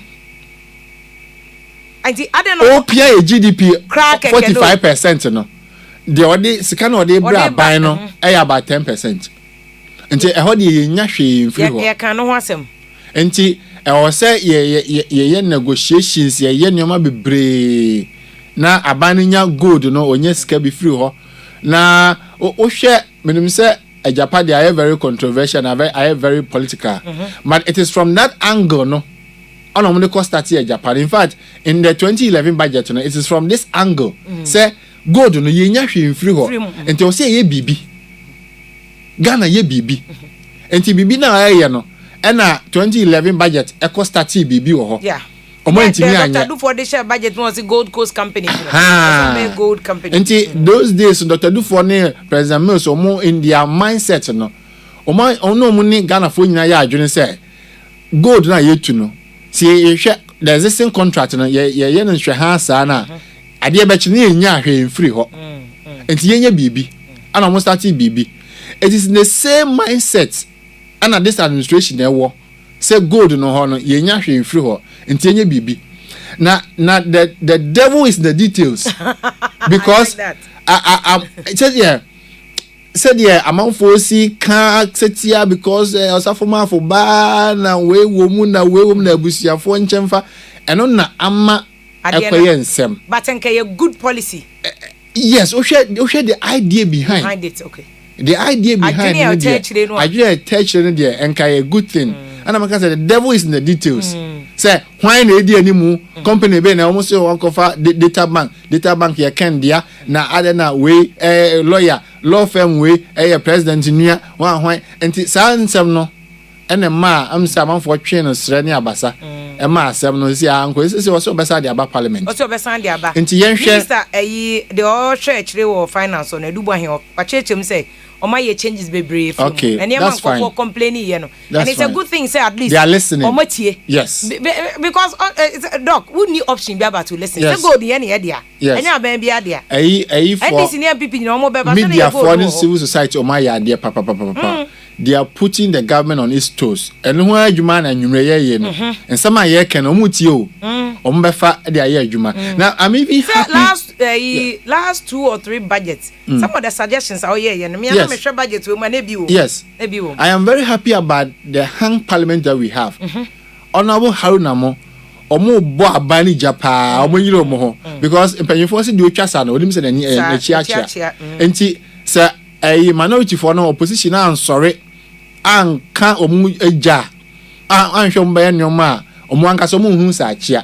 Enti I'm very happy nemo mo mfa nya say bia policies nti ade ne ye kra no mo bagu but enya omunka okay eya omun support aban no na in the end Ghana will benefit. Okay, nti Japan me say nka me yese me oppose but you are saying say adwen eteche ne yo adwen eteche ne ye nti nyoma say da woka say changes abam no nyoma ye kan ye nyina media for civil society omu kan ye nyina me sure say imani omu gigina mu pa ka den I think other civil societies for so kan omu nye sa changes no no mu nsa amfamra omu de bad dia mesre parliament for say so mu hwem especially opposition so mu hwem that's a document ni ya dia omu kra na wa ban man ko mbe ya omu nta omachi no munye omu hwe na se emwa oman no de ya ne omu mongu okay because I dey we technical hwe NDC for kra na de ba Japan NDC for Dr. Dufo na de adwen ne ba first yes edin na asesa but adwen ne de Dr. Dufo na de idea no ba ye because you see for example one of the things that womu kra mani je ho ne say almost say mining companies no mining communities no say as we speak aban baby bi community this district assembly common fund now district assembly common fund no yeah research bi hu say efeli the automaticity criteria che say sika ne ye de kwa say 100 ne person de kwa 100 ni nkoduru and then automaticity no Econo sope anase. Eda se econo sope anase emu be 60 pe na eko 40 ni nko. Okay. Enti no afen so be free ho abeko rural anase areas no community na omo ye mining so na bubro scanasa. Enti ade ba kwa me hu wo those contracts of 2011 ene ejapade enum ni say ombeti 20% of the proceeds e dey accord direct to the mining communities. Uye ukrom yentu mining ho a unya bi. Okay. Ukrom yentu gold ho a unya bi. Say omo de no ba mu de na me support because me all issue dia na me against. That ukrom yentu gold. Yentu gold ba. If adanse ko amanse ne ade nyina kokko no ma ko de nkroni nyina bo. Yes. Bibien was say banchi crowd the chef for ma enye ye because go omo tutu form na mo ma say asase. Yes. No mo be ye asase ne ye duadua nnua. Enti say ye benye 20%. No much chama mining communities ni nyina e won to go do a unya bi o be call this assembly common fund no akope wo de ho and said be ya be mining companies no omunso aye te say bia Johannesburg ewo South Africa mem kuzo bi ntimi to gold in free chrome na ade be kire unya hwe free ho and nti na manfo de ani bere koye galam say no because what chrome ho no a wo hunu hwe na wo bon sa de be anajo ene soja for bro mu kro mfa ho anajo no asati asim men ka se ye kan mu ko e galam se no mu se ye nsuo na munyai e be ko other professors on ma bi no so other opinion by a good person and they say doc education dey am na nye education politicians ba yeah typically no they say those things. For instance, they said the whole tax exemption yeah over 3 billion. Now you jai tax exemption egum says for companies, the mining companies is a fan. Although omo my 10% per no. Almost so crowd your money in tax exemption. Who's a mining equipment in your war? Only a tax exempt. Yeah, we must review that law. We must review it. We must review that bill. Pass it and make sure that me say I don't come my free SHS na. Na ye ho atoye. Yeah, nanka free SHS sika nke di kogu nke dia e bibi for sa kwan kra na hospital see a president 3 billion cedis. 3 billion cedis every year. Last year 2 billion. Nti o dey fan say between 2 and 3 every year. 2.5 every year. Yes. Abusa for GYASO ni all live on OK 101.7 FM for social media wo YouTube. Ubo si ho na me na fe wo do adwenche afa ho na wo de abre ameye nyina hu se de ensem ne tie ne do kwa shada pa an wo cheche sim se de ba me no mienu nyina. Eto de bia wo se ye politics ne ye dwene Ghana ho kakra. Ye politics no. Eto nche NDC ne MPP na me de ye na me de na ye kan se e ka Ghana debt e ka ye de aye politics saa ye hu no kra wo mu ene do kwa kire mu plain nye plain fa wo se Ghana debt ne ka no ye ntumi mfa nye ye fensen politics da e say free president Kufuor Abbreso 2006 nanka Ghana e ka ye de nyina 5 million pe 5 billion pe say ye ka 291 billion dollars cedis 291 billion okay billion cedis Ghana cedis ana ye de ye den eno so ne asem ye de ye den ye hu ba ka we wo de ye ka no pepepepe no ante ase a eno one tax a ye tua no bola ye betua ho tax any covid ye betua ho tax petrol ye betua nyina me no mie ne ye po ye betua enti asese wo ka se ochi wan patro ka se ochi hu ai ne yi wa yi boni cause Ghana no ye nyina ne ye de wo se ye ka ne ye hu se de ensem no eko na ayi sky honestly we want to develop Ghana but we don't want to pay taxes Ghana for pa so de and Elizabeth Bequin or say madam GTP Ghana fabric omun promote your own made in Ghana na cultural wear no ne ade ne ye nyina no mo kan news ne ade amon hye omun maybe see anso yen kofa GTP no see e diska na e bekwa koto yeso ye niska covid ba unim salaries ye tua nti o see ye promote made in Ghana yate omun mre ye bi ne so nya advert mo say ni nyina e value and nana pia no say my ladies back VIM lady great show pa nana Kofi no say watching you guys live from Spain or see Victoria Spain and no war na asama Kofi no say if you make inside Germany good job if you POKUAA no krani de catch a dog say e bona baso mo adwuma de no an waye no Erica no say please go straight to the point budget will not help us share bra Erica na jama de o bi video budget will not help us uko you ka wo port wa and abon say budget will not help you share ni nyina ka taxes na e betua no ntia wo say wutie Ghana for na to de bia de konkonsansem kwa na ye pese eti o YouTube no nyansa sem we ya fa me no mienu tax ho no o mpese obetie na wo kwa kwetie wo be ko omo ye obi wa no asoka na no odidi atombe ko he views Ghana for ye na mu he o mu wi na mu ba besu na VIM lady na nkoka we me na ma no bokiti me koka omo tu kwan a ase omo ntina Ghana hada oh god chese kakra ya o nso ntie yo Elizabeth Bequin maka Elizabeth to message we that another person so funny member Joseph Edu no say Dr. Mensa thank you pa we analysis ni very cogent pa at the end there sa eto we entumi mpagya Ghana economy no kra no na one doc sako de mo kan o studio se be ye a politician betie eno any asem no na asama Kofi na say sometimes I don't understand the so called professors any doctors e wo Ghana ha no Ghana kwande only talking that we know pacho aya buchama professors and doctors omo ni aban mu o they are not cabinet ministers into omo onko cabinet the only thing they can do is to talk on media platforms say about wo tie na wo to aba no wo so adwenche de and in fact omo nsem omo kan mpepi na aban tie no de ahye budget mu into ka so omo kasegum from omo keke but una wonti ase entra what you saying Kabo said they are doing a lot of good pa Obi no say why not your median growth rate to remove the outliers the highest and the lowest growth rate average growth rate no good statistics but normal minimal variations doc me dem minim say nipa no economists na okeka ne sa dia I think can use normal minimal variations okay na betimi aboye because they all can ohun na sky k And I say, what is the baseline that they are using regarding the GDP growth rate? Or not so person who say baseline ben amu use so amode calculate GDP growth rate now. Moka say enko anymore. And abante bako obi asamba biom. And na sama o kan so 2017. Say Ghana revenue growth 23%. 2018 revenue growth 15%. 2019 11%. 2020 4%. Then the question is, how do you project a rate of 33%? Both the average and the median statistics will not support the 33% projection. Obi asama oka na doc na 31%. Yes. And no na oka na doc lord so yes. The same thing amu na mo kan say realistic say abane the best. Highest year 23. Highest without COVID 23. You are with COVID. Until you projected 31% ahead.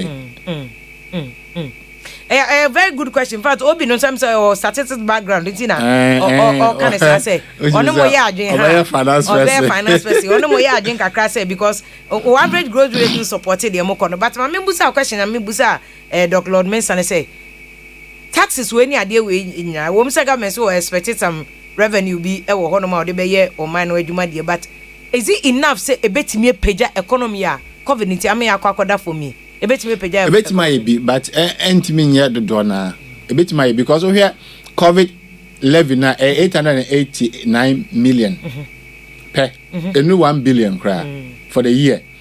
And so now call bola tax say me sure say be more than the COVID levy no. And so now call fuel ho. Enti sikano de me sure say be dosun pisa but manageable. Ometim dia bibi. Ometim dia bibi. Me de masem ne say afia masem ne say e ka na da ya nim no so. Ye ntimi mabosi ahyew. E wo se ye pesika wo man mu. Me ne mo ya adwene. Adentina ye pesika wo man mu no. The same traditional way na ye raise revenue na hwa na ye bo ho. Na other areas no ye ja ho asemuka. Me headache no. Adentina other areas no ye nka ho asem na the same ayina na ye ka ho asem. The same VAT, the same petrol, Esla, the same they say roto no kra na abas na me kra there. And can be free say going forward no some of the fines be or wha I say abano timi nya kukudo no tum. Maybe they say passport fee. Okay. 50 cedis. Kontum ko 200 Ghana. When you sky your passport to kwan ya 50 cedis na wutia. Enti enoma bo hwa many aban ya adwene. I was see yen sika no ho. Mama sem ne say ade na oye bi no waja bi. Okay. That's my issue. Ade na oye bi no waja bi. And say ye pesika dia ye me yanimre ne yenso hanso yenso ba bia emfa burden bia matu ye nyina so ba be kakra na de bia ho ye so easy but ne ye so for instance, easy say airfare cry because it's kafo na tukwan etu tukwan and the airfare yenfa tax nto so yes so that we can make more for more mu we sika no yes nanka petrol aye say be hiafo de no de enkofo because but the hiafo no eno de na me ka say aban no very smart because onim say petrol no be affect lorry fare be affect truck fares no ntino odi America sa ba chire ho say or support commercial drivers no water and electricity okay it affect here for do na because onim say tax na regressive the do na be akoto here for so than escafo so enti na wo ye ntem ono sa fa chire wo say okay and here for no have mo ti ahia mesomo okay you understand okay osako kushin wo mu with the subsidies no ana production so there ana make say wo yade o production pa ho there wan take ho cry because what me say here hotel for restaurant for ni omo companies are collapse nyina obo omo sorry and then there yade e mo yensem aban na ho there yade pa yes okay that's also a very good point out there abamu pa wo no but yen share about the baller for instance taxi we are away so far minim say aban ma menye hu eno wo budget estimate o ma revenue obetime nya wo honom no eka NHIL no eho na NHIL no sika nyina I think last year was 1.9 billion cedis and the revenue no kwa okay 1.9 billion nya de be boro so bebre sa ho Now, and I make us say health levy, no, and the almost 30, it has its own line in the budget. 889 million cities, not billion or million. It's 0.8 billion. It's 889 million, and the almost 30. But not a projection. Okay. So budget figure be a projection. No. Budget figure be a projection. This is a finance song, and some you know the actual amount. Okay. And yes, yes, some of these tools so ebetimi aboa kakra. Ebetimi kakra. Minim say next year so omo betie enkomo ayedi. Na next year tax exemptions na omo ayiro mo so omo nka ho asem no. Ebia VIM lady the VIM be go mo so. I was here starting advocacy. I say the VIM go mo so. No mutimi ye nyoma ka property tax no ne ade nyina because property say japade no. And you say a fantastic suggestion na doc de buy no because if you sure ne ganye de bia ka so onye o onye but e honko asem okokan de okan no kre me na asem no kan me pepa twasa kofo ya mutuo no ma mo mbu bidi mo da water bed so twasa kofo water bed so o nti o mu say na ka ban o so obi a property rate to ya ayi ebia because 1,000 5,000 because edano 5,000 cresta $1 million evaluate wo dan no edani $1 million wow if you are 1% of that $1 million I think it should be a percentage of the value of the property so obi wo fie na se ne fie actually kwan na tutu na se obokokoko agu hwan ya me free GR na bae me beje property rate me de beye kwan no ma won se de caterpillar abego ya twa anwia abego ho ye beye nipa kono betua obi so kwa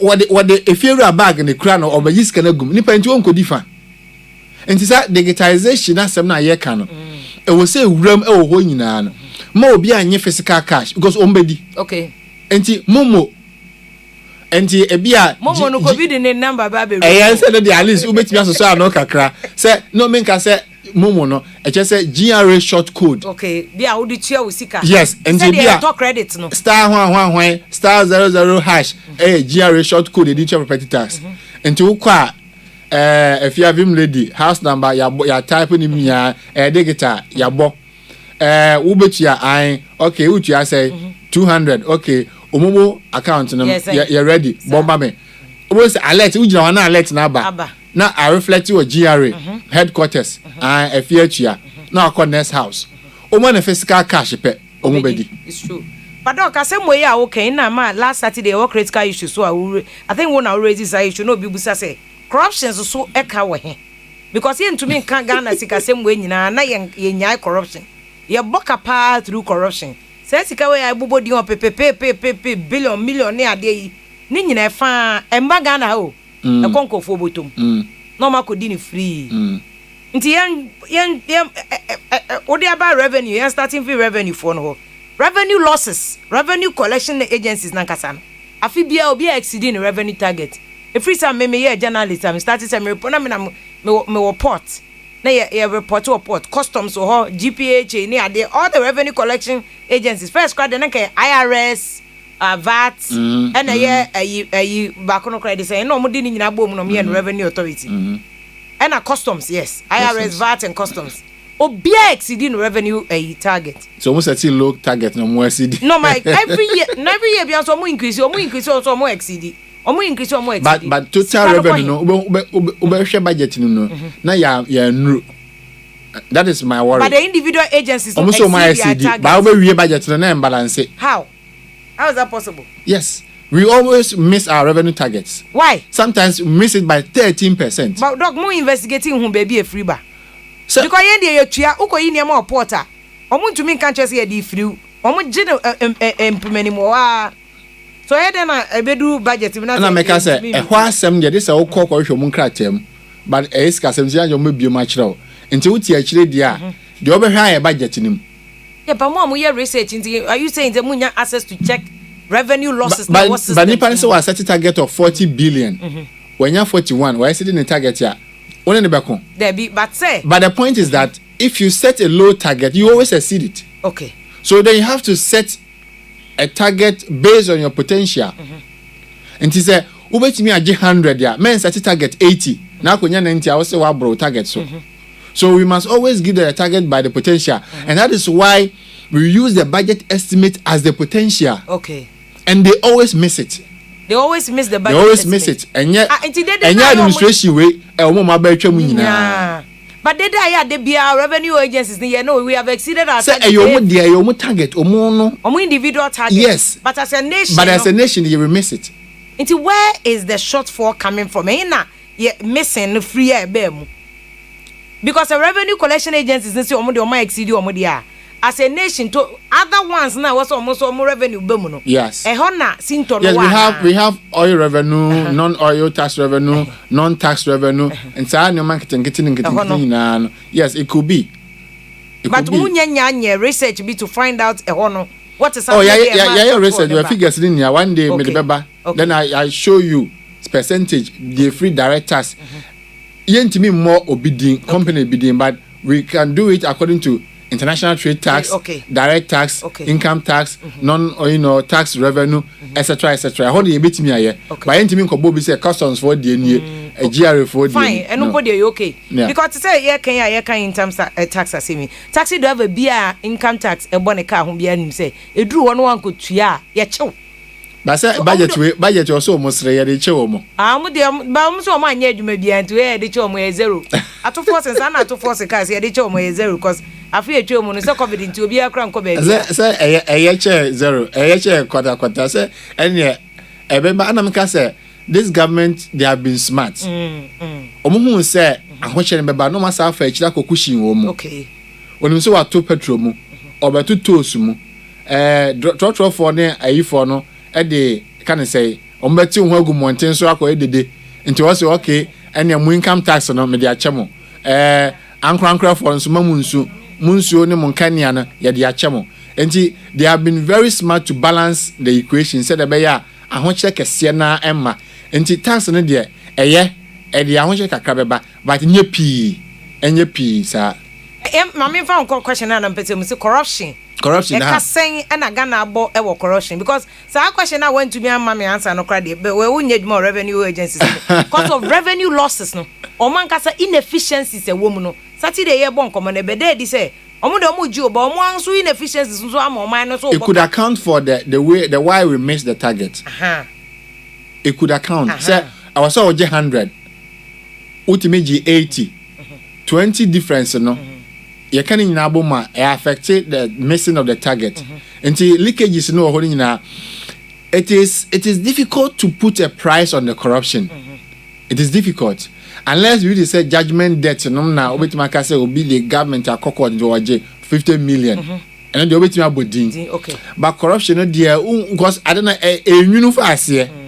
Woni beba ahonso no enwunu dada. Enti untimi emfa price ento so.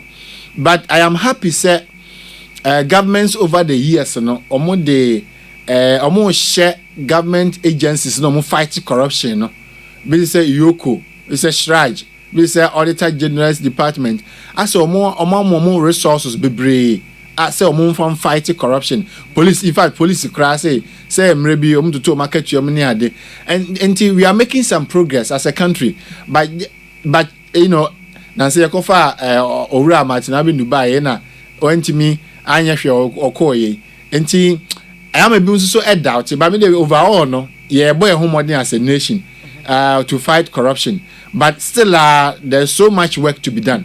There's so much work to be done because these leakages it will be difficult sitting behind. It will be difficult to check, find out because obi wo told na say ojiskada ebe no check number of coins are in the day because obi wo kra supervisor no kra wante ho. It's supposed to even be an automated system, but it's yes. Be a paper no crowd be or this camera on J paper no. So what if the paper is given to the next car or the you see? And also so we must move forward as a nation. That is why I am happy about Dr. Baumia's agenda of digitization. And not dear if anything papa me shada me tuche mano. Say the wiase kuna nimpa or this scene the boss say digital na ye be kono was start wo paperless port ho and what they call DVL what call and say DVL yes on here 10 minutes DVL juma fantastic passport o filling online na see am renew my passport filling online o call ya take you where you biometric where we sir yes e bi onya show say bia we doctor ntina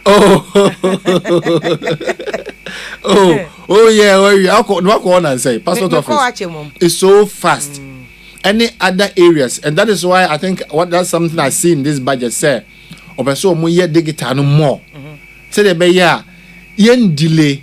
Say bia also wo kwa ye documents bi will be a ministry sia. Bibia automated. Obi te computer nim. Obo ID number. Papa. Say Ghana card ebe ye tini. Enti VIM lady with tin number ni. Baby abefe bia sa number na. O de call health insurance sa number na.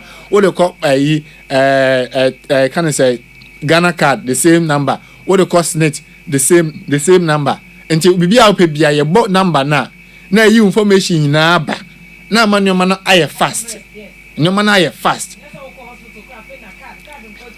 Na say I don't know so I call hospital so na say and saying I legon for my say inquire medical examination. Oh, me quire me dem free say old system no visa we ko yi fa baby. There be computers will be anim. O staff ID number I said me bomma no papa information na buy o se mawie be oh where was mawie enti connect stage enti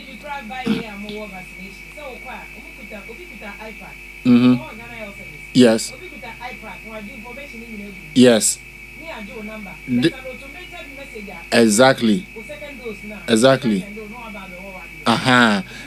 digital no aye boa na ye nyire ho ne nyen bebre another one emma digital no eye de me fi say nka ye wie no ye mfa ni nyina nko wie o revenue generation digital bia ye be ye bia na at the back of our mind emfa camera ye wie a ye nya na tra asase ye digital ye wie because e ka na de ye nim eso ye ntimi de bia nko obi krom ko babosia na akọ na okaso onya bi ma wa sisi na sino hydro if chana fan first kaya emma ya yete ho atwen omuyo enti digital process bia ye be ye bia no enko wie revenue mobilization yenye to the extent say obia organ ha ntimi nwane say once the crown also tua ontua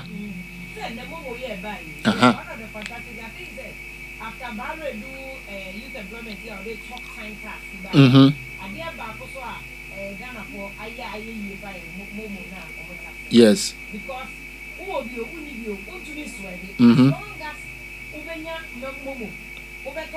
by all means, so obi best send you obi momo. Exactly, it's taxable. They say by the whole credit now to we are not taxing. It's difficult for people to sue. Exactly. But then the question of people will be corruption. They say, you pay that this is like a crime you and then there are a big issue. And then people raise questions about the number of ministers in your government. And how much was spending in the presidency. Mutu kwa ya moya say akwantuo no I was saying nipa mienu kwa bia nipa 10 na go play mu na moko. That's why people raise questions about all this motor gate kid na cars ni bia 3 pen na wo so hia be 15 na to so ni nyina nso fu na ehye gu no. So these are some of the things that I was say by no we na manfo hu say because etotua eya o obi anu ha opetotua etotua eya pa nti say obi tua eto ma na say o scan oje na afi ohunu de wode ya na ama kan say aye bibia ho nti mesre aban no say ye gito ma mo ye gito ma mu nyina no momfa nye adekura mo se mo bodin se mo besa mo ye say bola tax ya mo tua say in the next 1 year 2 years 3 years afia na se la ye ko circle na say bola e da so go ho a o ye sure say next time o ka say obi metua tax obetua.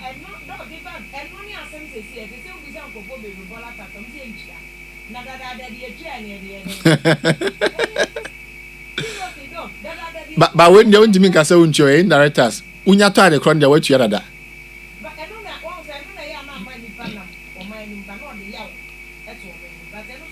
Yes. Yes. Yes.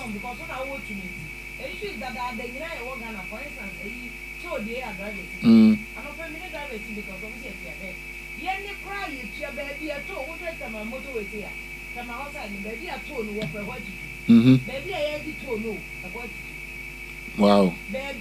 Yeah.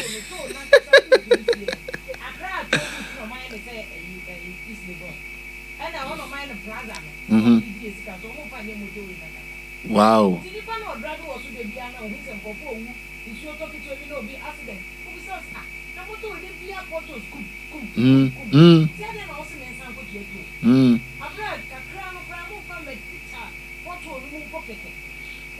That's an credibility. Yeah.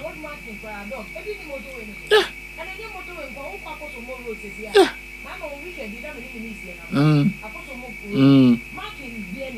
Now me see be a U-turn baby.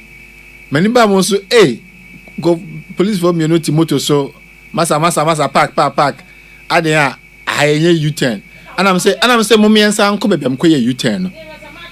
Me mommy and call me me say no call back to baby am koye U-turn am say sign be na bo ha. O say e wo ho me ko hwe sign no e bo light pole bi achi. Sign na just say U-turn e bo light pole achi. Na me say na wo sign na wo dey chi me no e bo light pole achi me dem hu. And these are some of the things that I was here. O tia toy na road sign. Say road markings. Udu be a say hani U-turn o. Say hani say yo. Say we call left yo. Say we call right yo. Basa.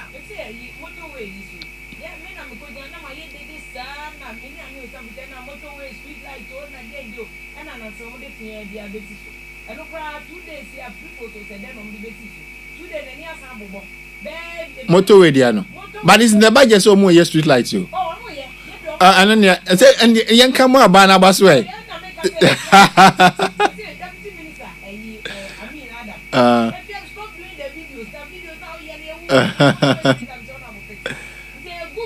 Miss Sumifio, come fix street lights in already on my idea. On my idea, you're more my basso, or more muguso more.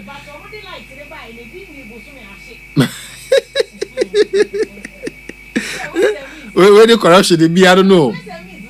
I didn't yet turn quality no. Why just can the bottom?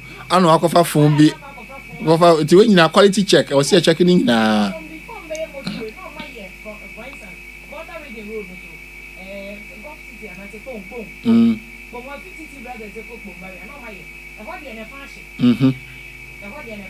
me do shiashi ni airport. Ekwan we bia. Na street light no edundunu mo shiashi. Shiashi heya o. Tete kwashi heya. Na obi atukwan efra abrochire year of return na nka obi atukwan aba najo. Na wafa Uber so okọ ni hotel obi a Legon East Legon hotel no okwa. Na wonam suin mu. Oso ye year of return.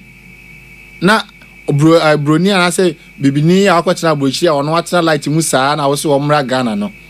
Obedu na adwa esumu na wonam. Street light ni dey emphasize. Corruption. Yes, cost of corruption. Now there's a group organized crime and corruption. Okay. Our report says Ghana loses $3 billion every year to corruption. $3 billion. Every year. Every year to corruption. And rough. You see, I don't know so we come capture. Okay, I don't think Russia will be part of it because I don't know corruption. It's mandated by the constitution. But I say bet me you should law not so. Yeah, bet me you should law. Omwana lanka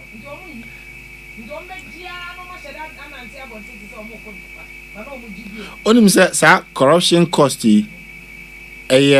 more than or equal to sika ye tua no this year busia na aso na ye kotua no interest na ye kotua no sika na nkasa na aso na ye ko principal no 15 billion. When so $3 billion now they multiply by exchange rate now more than 15 billion. Nti ye hu hia se bobosia ye hia bosia bo.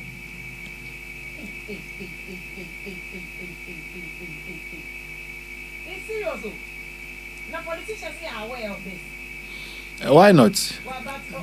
They read. Say more researchers. I'm sure their researchers give them such information. But by na politicians, no you mko na corrupt too. No sometimes some of these contracts minister no. Yeah. Corruption in there our baby and ye can holistically. My emfe ni nka and because omuna ye wa ba mu nti ye da bia na ye ni bra kwasi omo so. but corruption no be bia say wafa engineer say wonye kwan ma wo ebia no street light ya ho ase okay politician ekoto e Ghana ni ba ya mani sika se koto street light ebe hihye maye no wakodi fa ana akofa ejare bomb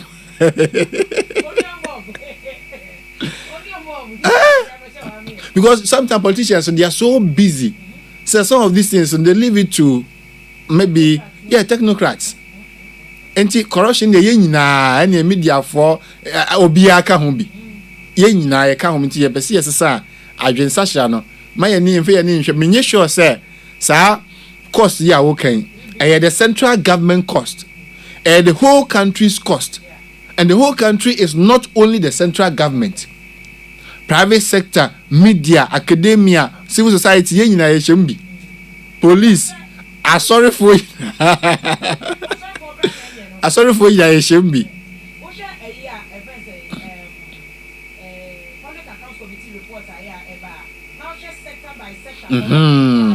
Eno ni asem no.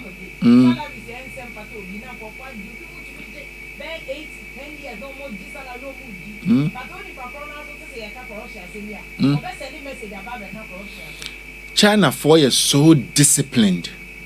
So disciplined. It's very difficult to bribe them. In fact, China no. No, I'm telling you. Oh, how much you galamse no. Bola cry. Me too can call China is the fear. And we say ye so disciplined. You call African Research Conference. And nipa year 22. And you do na bus na bedru na lady obehia ya say ya nim kro no so Beijing. Lady ne say aka nipa ba ko nti bus na entu china. Hey, be 30 minutes ni ejina ho. Lady ne say list ya the man no ye 22. Mo ye 21. Bus nya de betu na etu china. Ana me ne madam fu bi ofri Seychelles say unum Asante Amamre Seychelles nti ohun mi na me free Ghana no. Ana me ka say me ya Asante ni no say o ni nua ne me. Ana ye start di nkobo. And ye fa adwene say oh yemfa bibi nkore girl no say nipa ba ko na wa ba do o so oba eti ye that bass dintu say girl so afa ye ho adwene enti ye ko ye na o say okay ene ye nkoi ye ko ye no ba bia bass di esi no o de san bass no ho die na ti ko achi no ho a ye duwe na o say ono so wuru bass no o sa de ba So insist just nipa ba kono nyame ncha de yesa ba back to the bus and nipa ba kono ba ana osemo hu sa discipline ye ko ye chese na no free na Ghana for the NBA ye de bibia na bend the rules bibia ye nim sa de we nya de na say ya chia na age school ni kra failure exams no free say he can pay his way through now about lecture no ho be ye bi kan kwasasem say wontumi nya hwe ma me yes wa feel no to say ewo baabia enti ewo say discipline no ye hyase school mu a sorry baabia na Ghana for crowd ya menti ho ase 71% Christians 18% Muslims 5 traditionalists okabo ma be 99 so ya na ye corrupt no ya na ye corrupt no Dr. Mika messages we say Malone Kobi no say which kind of devil and o catch mpacho say for want of a better expression and o catch Nkrumah said the black man is capable of managing his own affairs because on there from what he has seen wo Ghana ha no bibini pa de ontumi mu ono an ho because ya try MDC ya try MPP de tia na tie and abasa Noble Anthony say how much the chopping also chop budget na dog busa echeche busa dog say on sika dodo corruption so wi a wo Ghana ho anti ama Ghana no enye ye so na waka no eno ho answer na dia ma no papa B and say elsewhere the government is paying citizens or more ni bi eni sika or more at least kakra mo do be didi ni ade mo salary kakra Ghana de covid nyina aban san beji yen hiafo no ho sika yo abayate well anyo akotia no say increasing and introducing the taxes and introducing new taxes might not be the best way forward for most of us but looking at how our COVID-19 the abane challenges our government and nankasa face no say person aban to me implementing poor policies there e brass to say Ghana for nyina e ba ko ne etua sa taxes na aban e dia ba no Sami Boache so say as a matter of fact we shouldn't forget say we have had a president and a government who manage and impose tax on condoms and cutlass under Mahama. Pure water nyina oje tax go so. NDC propaganda for ashada be unnecessary noise say. Jama President Kufuor no oje tax obi nyi bi da. Enso onu wache ensu ache kane ache ni nyina awie. Enso owie a no wose yemfa kakra meso so ase onye hwee. Wose enhia nkoma honorable priansa wose incoming say hwan or them say general secretary said then no watch Papa B no say if you catch Sami Buachi say me say he should think like a citizen and stop wasting his energy to defend party colors cause we dey enye party asem na ye ka dok tunubo cheche Ghana economy mu also nam ho and now the unnecessary politics and also be there and e told you why Lady Ivy Esther POKUAA do say wo London or say if you am hwemo pa good job and I comfort say you do also London or say if you jaso dey me feel mu pa munko so ana munye adma ka che dog say bona baso ene encheche mu a politics nim awato ne bo a ode amayen oba ya ahofe ene Veronica Ofosua amafo munyina mo se mo hwe edam asese mo hwe na mo de sad discussion we so mo de madwenche so afa so a mo de aba na Edwin kwafo aferi no say we de ono no say o ye advocacy pass ye preaching yen sesa o my Ghana na the next 10 years generation beba no ye hunu kwan a yen so no ye be sha ase de ahye ye matrim say ye nyina be boa mo ye o man ye say de na do ko kan say wo ko China no me ade a serious discipline ene wo no but oba Ghana ha say a ye niema ase ye nwene o man ne da ache ene de be ya be boa o man no nkoso ene ne nkwa anim remum de kakra no a ye be ya ye de ebedie no eno ane ade a ye dwene ho ese ye nkwa ye benya ye de begu ye botum kwase edu e champion safo no se efia mo good job ne one doko ene mpanifo afro mu nyina aye no ye bo a 7 no se please VIM mo microphone mpacho facha me na Aza Professor Sari ewo Florida o se efia ma good evening prof yeso ye chia papa mo ne adwuma citizen vigilante de una ye numru uno jamra se a ayikoi matiami du ko ye de no be ma Professor Sari ai citizen vigilante original ba ko pe na eda asese se odo message no aba UG mama senti wo London o se efia me chia mo anwumre ne adwuma kese amoye na na commensa no se good job ni chechemu a monya ede amaye high life radio mo Virginia wafaya ene high life radio fo nyina so edamase se mo so mo monitor de amaye keke ye kwame kese also wo Worcester wo Massachusetts Golden Radio onso ye da asese mo monitor na mo appreciate adwuma eni chechemu a doc enso nya ode ba doc efa ye final comment na me kwa homa no so say manfo betimi e do mo adwenche so aba be ka ho final comments no should be there dear na wugidi from an expert because say finance minister oyare ntie bia ansa na obeba no dear ne niema ba kumienu bia ogidi say ye ya e bia budget wa hu wom but nke ye ya ebetimi aboya ma ensusu aso ebeboa ma oman na akona anim. Well, I think the budget no am preparing no home bebresa omo your margin say they are going to complete the existing projects. Okay. Enti omo amfa nyama bebre enwu omo ho so sa which is a good thing. Enti maybe most of the bigger projects next year anomo beye. But my final comment is on agric and manufacturing. Yenhwe say aduane de na ma mfa kwa omu church asem bia president kan ya amanfo anti ase. Say fiatie president Okani his son say Ghana is net exporter of food. One can say we won't import food. Net export a international trade language. A international trade term. Normal brofo. Or say net export just said the other corner a more than the other ba. One can say on Fabi Macra. Any for anti brofo na say. Yes, a international trade term. Presidency but in those if you Burkina, but no. Okay. Net export a international trade term. Just say in Suya me a net exporter of this water. Just say in Suya me de kwa abrochire no. A dosu chain they make kwa craba. Okay. And just say me crab be a mother. Okay. Yeah, munche economy ni muna say economics ngo fo ntia senti na afa no. International trade language. Okay. But a good thing. To be a net exporter of any Libyan a good. I just say bema osika no e wo man na ho de no be ka no ho. Na akonanim. Ade ba ko na ye ka Ghana public debt no. Eye say na ubisa me say ntie nkosi da ben. Ane be bobosia. Sa. Ade bi wo ha ye frɛ no primary balance. Primary balance che say Ghana your revenue any expenditure no you dey twa we but ye interest no free mu a nsi hu no free mu a expenditure na ebeka no would the revenue be more than or less than? Very less. Say the revenue no more than ye interest in free ma. So the non-interest expenditure no. So revenue is more than you have a positive primary balance. Okay. Ma eno chira will say abano astate yen to say onya bosia bia nto manchirima. Okay.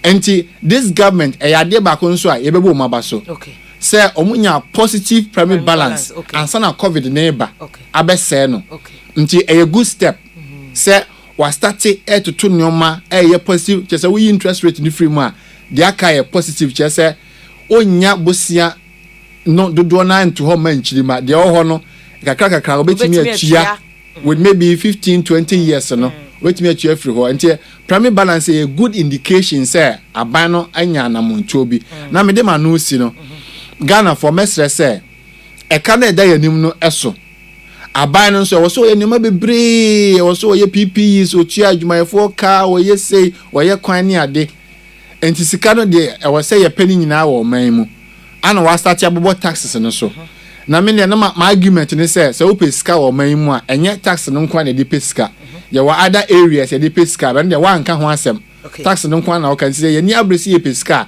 other areas yen ko fan meka ho other areas now okay for instance property tax okay. Tax exemptions any state owned enterprises fines no ne yi na meka yin na yen ko fa meka ho na yentimi hunu say ye na mum ye diska ni nyina wi a na obi aka corruption asem no corruption asem no also the ye koye kwan a yesro fa koye kwan no because to tua ya pa so obi atua to na wo da aka wa say be ato boot dey say the what to esta na ye bufu nti sika no magye no omumfa nye adekora so omoni so omo de ye na Ghana fo nyina nya ho eso mfaso.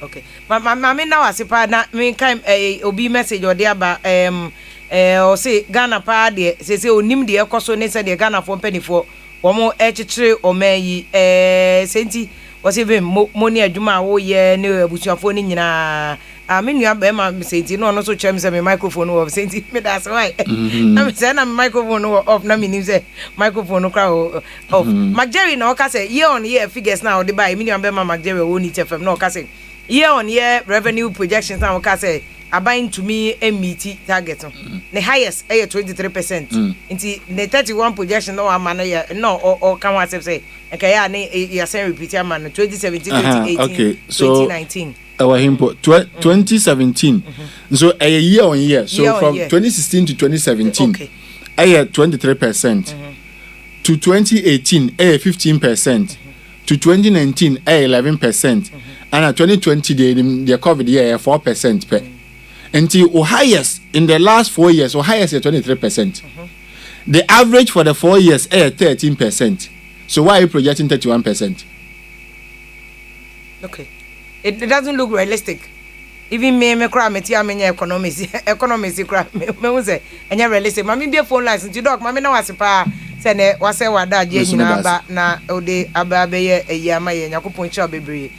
Dr. Edu Owusu akode na ye ne twetwe nkomo no of economics department University of Ghana Legon na ode yura koku kwate na ko so ne ye kasaba ne ho mfa no papa enti lecture on ye ne betwetwe nkomo Saturday kra no struggle ne voice no kra na ayayi na yura dubo ahen finance ministry hono mo no ye president representative hono mo no so ye so ne ye betwetwe nkomo so akwa meeting bi mu nti atwi ye bebo kono hono one day emunsu ncheche bo budget nti ye ne aye budget enti egusu a number say 0302 243529 0302 243547 we budget statement yeah phone lines I'll bet me afre na do adwenche de afa ho na de abre 0302 24 3529 0302 243547 ofra na chese also adwenche bia ho no ode aka ho na me hu te de 70 oya no we twa 70 tie budget wo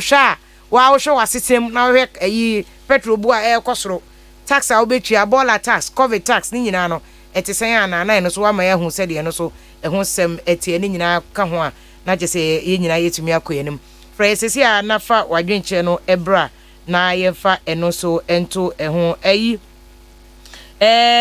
break kwa de bia na me refindi sabe bo ache maka o message no assign de message na assign de ababiom na fix bon barrier for so eguso a wo mo ye wada asese ya ma me ye wo mo kwan ama mo de ne ebe ya sempa Royal Mama Sita ewo Kofodia no so what a wow. In fact chia Dr. Sakode ma me pa say ye kan economics mu obi a wa bin pa wa bin san say nye ne a wo to no bua cheche mu a kameshada ente issues na sinti yakopon hia no ye fa ye first caller. Hello, good evening. Hello. Good evening. How you have been to? Boss say pom te say. Yakopon adaro ma no pa bo so e. You have been to yada alasi. Yo. O bra penini Alhaji Gado. Alhaji Gado meti unka cho so hu ye de. Me hu ye pa. Yo ebusiafo no so hu ye. Obia hu ye. Yo ye ntie we. Yo me tia doc. Say o timi di me ba ya obeye nchemu kama maye. Wanya propaganda wom. Sana ye pe mpenyinfo my Ghana hanumo. Na me in fact say wo bisa no kunta boy say AFIA be 50 billion adi amamro for me boa. Ai. Adi abintu ebi wo mu. Na enu ya yakobo mo besianti ayensi hu. Na adi abintu mro fu ubehia yakura Africa hanumo ya japade on be chiko ye no say anye kitwa. Ya yakura for class mra ya chi straight mudi yanko for ya omuko ya jima hunu ma omono nti omu ya onukura nkonsile kakra. Na by the way ye be sere Omanpenny His Excellency Nana de Donko Akufado. Tasha ye di by ohia for Ghana Hanamu. Binu mo mu chiro mo pa enti minim se Omanpenny o tie ye be sere tax no a wo say e be fekti ye ohia for no wo mo de won pin through na Ghana no say ye manu gidie say obema Ghana fa no tuma pa fra no ye waru se me say ampaso obeye samaye na ye fam pa bo akaniki na wa sumo man no na koyi amaye woni nyame ya jima yo alaji ye da se bebre ye na wache abusiafo no so amaye wo adwuma pa oni omu nyina ye alaji Gado ene yete ne ka no so betimi afre na so do agenche no aba 0302 2433529 and 0302 2435547 ofra se tax na ye de aba no ena hia wo se mudi ehio ni nyina no am yehu na we hu se de wo so wo de no etie ni nyina adwenche no na beboa amoma no akọ nanim no na che se ye de ni nyina de ama wo no wo so message na o de message no so ato aso na wiamo ase dada constitution no ka se fia yi budget we mum de ye kan but ya de nka beboa ye pa nti nka ne ye ni eche ni nyina ye hwe de we so ha na che se ye nyina etumi aboa na Ghana embassy so am wo DCC emfanto o mafo mo say University of World Bank ne Penn State for ayen hye bi o mo scholarship a o mo de ma Ghana for enti Ghana for mo de say o mo be apply into ko Ghana embassy website na o do hu jimu a wo so betimi so enya at least scholarship ni bi na che say wo so akwa akosua do wi awdo nim de no aba beboa Ghana say the dog edusa akode no mo de so eboa Ghana no tie no so ho asem e ho nom na Sharon e na o ka say fia good job e na dog edusa akode aba be ye wo studio onya kwa cheche constitution ni nyina mo say de etie no yera Bernard Abeko asa so che say fia good job e na mo ye o discussion studio ho no in fact mama mate ensem no asepa no say konfo no say ya afia san krase na ya mo konde ya mo kwa mama mi hu pa ono VIM Foundation because ho na hu the real impact of Ghana economy no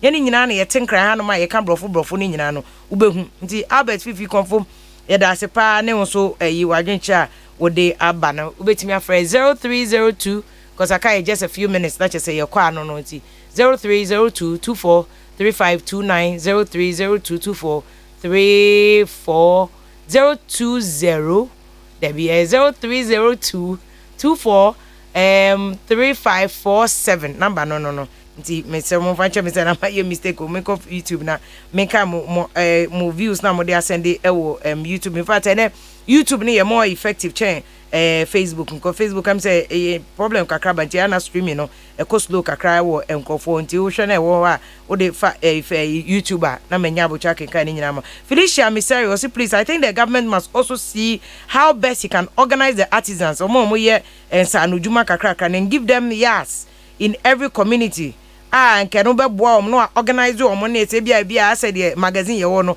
na aban apɛ baabi o se ha ye eyi magazine ha so ye bia carpenter fo ne ade no mu nyina nwoma na omo meye adwuma na eno to betimi aboa man tax ni gie mu nkwa wetimi agi ne yie ɛna so say agiman o se if there should be more sport fines in a digital way chese police ni chiwa enya afa na wokofre police ni bi obeje gu ni botom but we na sport fine na ebema enu nti no ombetimi aye yi na so say agiman honest na me microphone o facha me pa waka me sa ne so na me hu nti pacha facha me Sky K o say our civil servants are more corrupt echen politicians ban pempi ni ye kan na ya kan politicians nko ade na eja civil servants so enti am ye ni so enko eno ho na ye hu se de betimi aye no ns message or de aba eno no na twum ns no say in France we pay tax habitation and television every year, so I don't know why our government to onhwe ho no enche Ghana for no money tax ho no na ni nyina no aban no ko aso asa abede no wo no so emwa no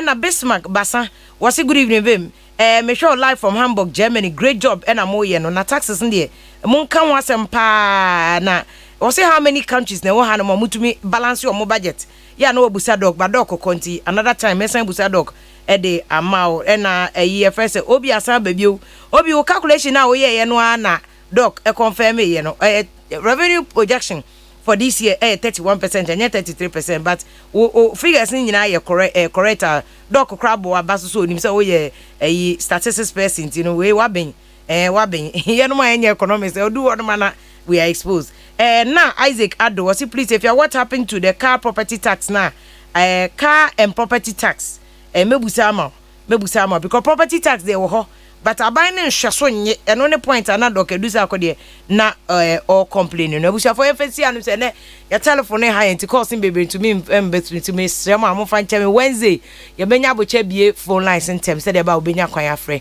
na wo de wadwenche ni nyina ba we jaso jumedie ne de bro live okay 101.7 FM mo am hwe wo fe ayi first YouTube ni nyina ya de mase pa say mo follow all the way with YouTube wo data inti wa hwe ya saka adwuma ye ntumi nye inti madam mighty ya da mase aseda kese so come this way chocolate drink do here any institution any special ice mineral water aseda kese come production team ne Yero Dame ko Johansson and afema bankro ya da mu nyina ase mo boy ma production etumi di mu nyakopon ya adoma Wednesday or the chair ya be san ba beto so aye adwuma no e de ama ye fa me Vim lady efia POKUAA